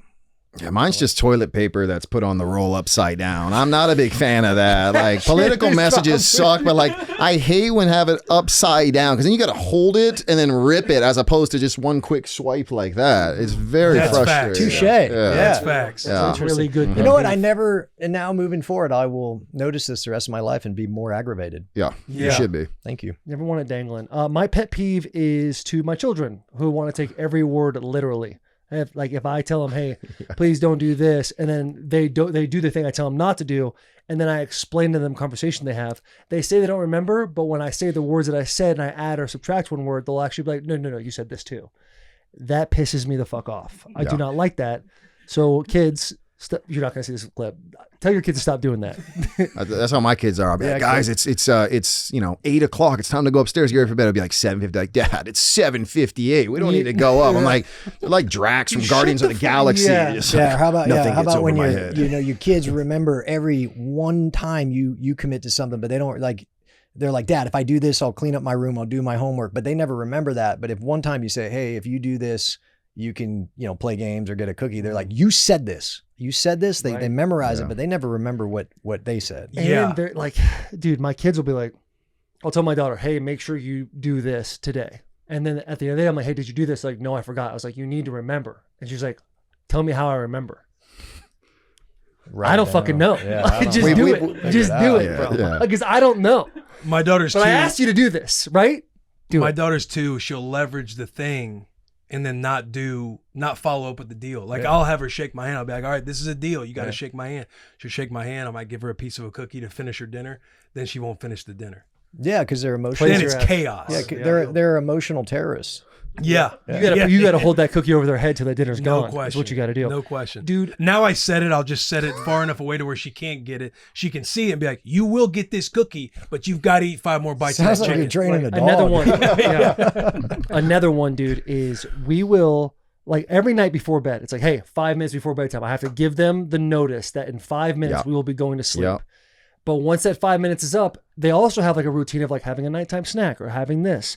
And they know when I say 5 minutes, you've got 5 minutes. However, when I get to the end of the 5 minutes, I go, okay, bedtime. Then if they want to put out we gotta do nighttime snack. You said we do this. You said we do that. It's like, brother, you had 5 minutes, right? You remember when I said that? Yeah. We could have got that done.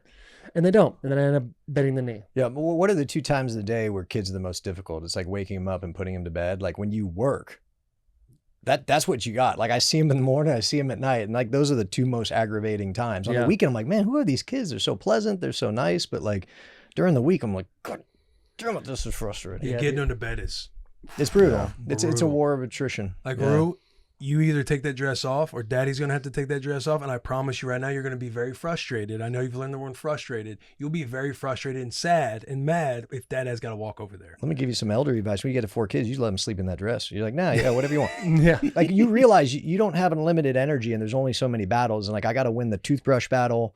Yeah. I got to win the homework battle. So I give them the dress battle. Like, no, sleep in that dress. That's all It's a good. small one. Yeah. I feel You're you. right. Yeah, I feel You're right. you. It's all good. Because sometimes it gets ticky-tacky. Yeah, that's on a both road- They're ends. older. Yeah. Bruce too. That's- That's like all we got to worry about right now Yeah. is toothbrush. Yeah. Get your clothes off. Put them in the laundry. Yeah, that's a rookie. That's rookie ball right Dad, there. I got to dance. I got to spin. And she'll start singing and just spinning. And like, all right, you got to wait till the ceremony's over. Yeah. Taylor, I'll go back. One of the things in my line of work, you meet with in commercial real estate, you meet with a lot of older people, and part of their decision making as it relates to real estate is legacy. Like, do I want to leave these assets to my kids? Do I want to sell and do something different? And why this is relevant to we spoke about it early on is they end up like kind of reflecting on their life often is like, gosh, like oftentimes real estate, I wish I bought a different building. I wish I bought more of these or whatever. And that conversation leads to, I wish I did, and or regrets. It's a weird dynamic in commercial real estate brokerage. And I'll tell you, I've been in living rooms and office buildings in conversations with people who are nearing the end of their life. And hundreds, thousands of times I say, I wish I had more kids. I've never met someone who said, I wish I had less. So if you're thinking about having 3, just do it, man. Did you just 180 me? You end the podcast the way it started? Just do it. That was incredible. This is just my experience. Just go for it. You're never going to regret the kids you have. Yeah, okay. Unless they're really bad. And that is And his face is so advice. dumb. You're rattled, dude. No, I am, Yeah. because you were like, it's so well worded. You speak good. I All right? appreciate that. You speak real good. You speak good. I speak good. Jack talk Tuck. You know, talk. you know, Jack Tuck yeah, very yeah. well. Yeah. Top 5. That was top 5. All right, I'll have another kid. There, you got to clip it, send it to Taylor. If you really are the Taylor, objection, you're never going to be like, man, like, You're right. I You're wish right. I had less kids. But I'm so happy with where my life's at right now. I enjoy it. Sure. I don't care for diapers. I don't care about I enjoy the beginning part, but the process. I'm not in love with the process. I need to get back in love with the process of having a kid. look, your family's like a business. You got to scale. You got to hire more Hire people. out. Hire someone True. to change the diapers. I got land that needs working. I got goats. I got chickens. I got 50 acres. You got like 200, man. Trust me, it's Cool. a I got lot. 13. Who's counting though? Yeah. You know? No, I'm saying I get it. Like I That's sick, bro. Yeah. You got an orchard. I got an You guys have your own orchard. fucking state. It sounds like that's sick. Anyway. 200 acres Yeah, out there in Leapers, aren't you? yeah, Bro. Oh boy. yeah. Nice. What's with all Packers guys moving to Nashville? What's the deal? It's coming out of territory. I think we were just close when we played while we had success. Now we're just sticking together. Honestly, I think that's why. I love it. That is awesome. But at the end, I know the you want to culture- wrap this the up. I can culture see you of the taking team, those deep too. breaths a lot, but like the culture No, of I the don't team. mind. at the As time- long as I'm sweating because it's hot in here. But this is what was so, and like I said, this is what was so great about our team and why we had so much success is that draft and developed. Guys played 7, 8, 9, 10 years there. It wasn't like you were, some of these teams where they're bringing in free agents. We hardly ever brought in free agents. Maybe we did need to do that to get over the hump, but ultimately we had such success because we had that core nucleus of guys and Draft and develop. yeah, and I think that's why you see, you got Mason Crosby, his family out here, Randall Cobb, Bakhtiari. Obviously, we moved out here. A-Rod bought some land. Yeah, I don't A-Rod's know. got some land, but he's got land all over the world. So who knows where he's gonna cultivate. But yeah, I mean, I think we just all like being close to each other. Our families are so connected from the time we spent in Green Bay. Dude, you brought up a guy, we love him, David Bakhtiari. Just, by the way, let's give a round of applause for Dave. Just had a new kid, actually. Yeah. He did, did, yeah, yeah, he did. shout out Dave. I saw that. Desmond. Yeah. Yeah. How's, dude, what, was he like the ultimate locker room guy? Was he just all no, time or what? Dave was like from the moment he got there to where he finished. I mean, just complete 180. You talk to Corey Lindsley about this. Like Dave, when he got there, had his head down and whatnot. Then he got a little taste of success and whatnot, and then he just became Bakhtiari, D-Bach, just as you know him. 69, She became a yeah. 69 King, dinner for two, like he became a character. But I love him. I just texted him yesterday, obviously when he had his boy and whatnot, but we stay in touch. Our parents are close with his parents, and I know all his siblings and whatnot. I love him. He was a amazing player. It's such a shame that his time there and potentially in the league came to an end with I look good right there. With his knee injury, because I texted him one year. He had gotten his second or third All-Pro. I said, "You're on your way to Hall of Fame."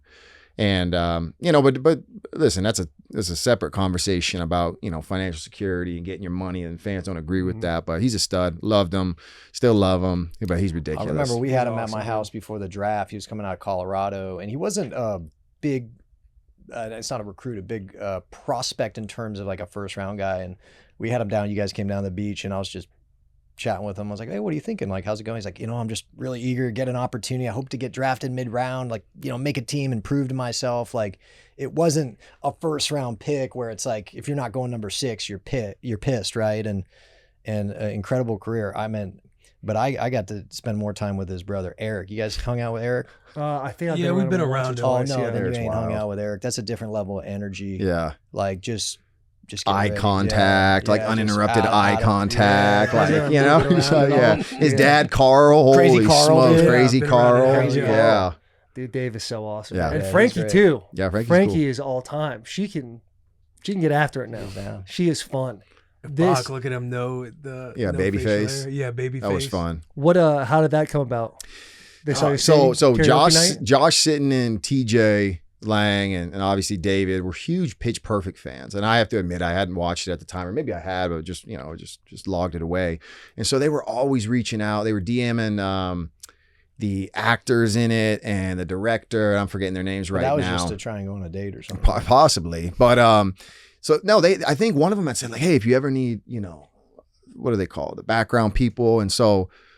Elizabeth Banks is her name. She had reached out and said, "Hey, my husband's a huge NFL fan. He's, the director of this or co-director, and we want to get you guys in." So Dave came to me. He's like, "Oh, she responded." I'm like, "Oh, bullshit. Like, they're going to send over the script." So they sent over the script thinking we might have like 1 or 2.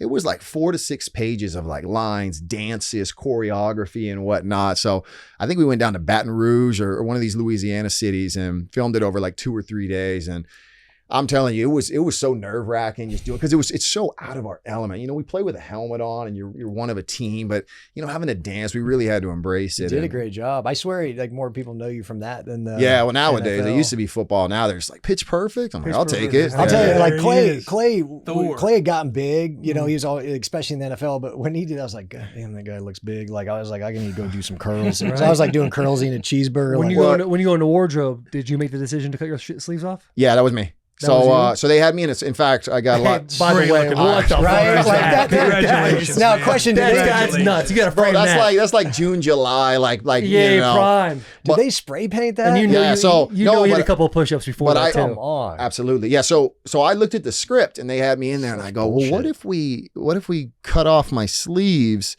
and like, what if we can rip them off? And I went, and they were receptive to it. So I had them cut it off and they had little magnets on it. And I was wearing a watch, but they had me take it off, and we did a couple of things, and they ripped it off, and it came out great. How many curls did you do before? This is the end of the off season, so I was peak. No, I meant like This is why I pulled my hamstring every year because all my Oh yeah, you did. yeah. Hey, the July body compared to the January body, Oh, different. man, I was game so changer. gross in Tan's gone. Yeah. This is brutal. July. That's all the thirst pics for my wife were in there. Now I put a sleep with a shirt on. You know. That's funny. You want to tell me your Delaney story? Delaney Walker. Yeah. So Delaney had broke his leg. Delaney was out all year long. We're going on, you know, we're at the end of the season and it's December and Delaney's in the hot tub fixing a rehab and we go in, you know, to warm up for practice. So I get in there and Delaney's like, "Damn, Comp, you let yourself go. You stopped working." I was like, "What? Damn, why you got to say you got the tight tights on? I got the muffin top Got hanging it up up a the little side." higher too. He's like, Hell "You yeah. stopped working out." I was like, "All right, I guess I'll just join you guys in the hot tub and have some good vibes before I go out to practice." Just thinking that I just wanted to kill myself in that moment. Well, there's nothing worse. We brought in like a free agent halfway through a season one time. It was like, forgive me, it was like a nobody, you know. And he comes up, I'm like, "Damn, Clay, I thought you were a lot bigger." I was like, "I am. It's just like week 8, and I can't work out." Like I was just like went home, like, because that's the one thing. If you talk to, like, for me, I don't know how it is with you guys, but somebody says like, "Man, you're looking like trim or skinny," or something, when they're trying to give you a compliment, that would just mess with my head. I'm like, "No, I look good." Like, what are you talking about? I would mess with him. People would say, "Damn, it is holiday season."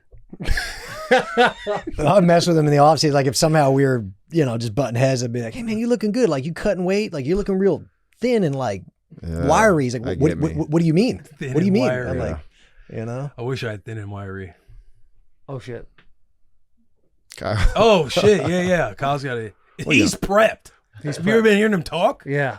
He's ready to Someone go. phone for What do you a have, second. Kyle? I had a little text. I have a Nashville Business Journal, and then I have another interview with a designer from New York. What's her name? Rebecca Minkoff. Nice, Go, Kyle. Kyle. Hey guys, God, thank this you. This has success. been so much fun. It really been has. so much Thanks It's fun. for been having amazing. us on. This was a lot of fun. Yeah. I'll have to do it again sometime. Come to a UFC fight. I want to. Let's get out Well, there. no, Or just okay. get- Well, hold hey, up. Like wait, follow what? up on this. Or Yeah. one UFC fight, get the boys together, Yeah, That's what I'm saying. have some fun. So- Yeah. No, you're saying my fault. I thought you meant like go out to Vegas. That's what I was saying. Yeah. Oh, I that's was what thinking like we're here in Nashville, like we just get a Oh little yeah. house thing going. Little UFC night. do that. We could do that as Get well. the boys fans together. We'll go together, over to you yeah. guys' 5,000 acres. We'll all sit in different spots.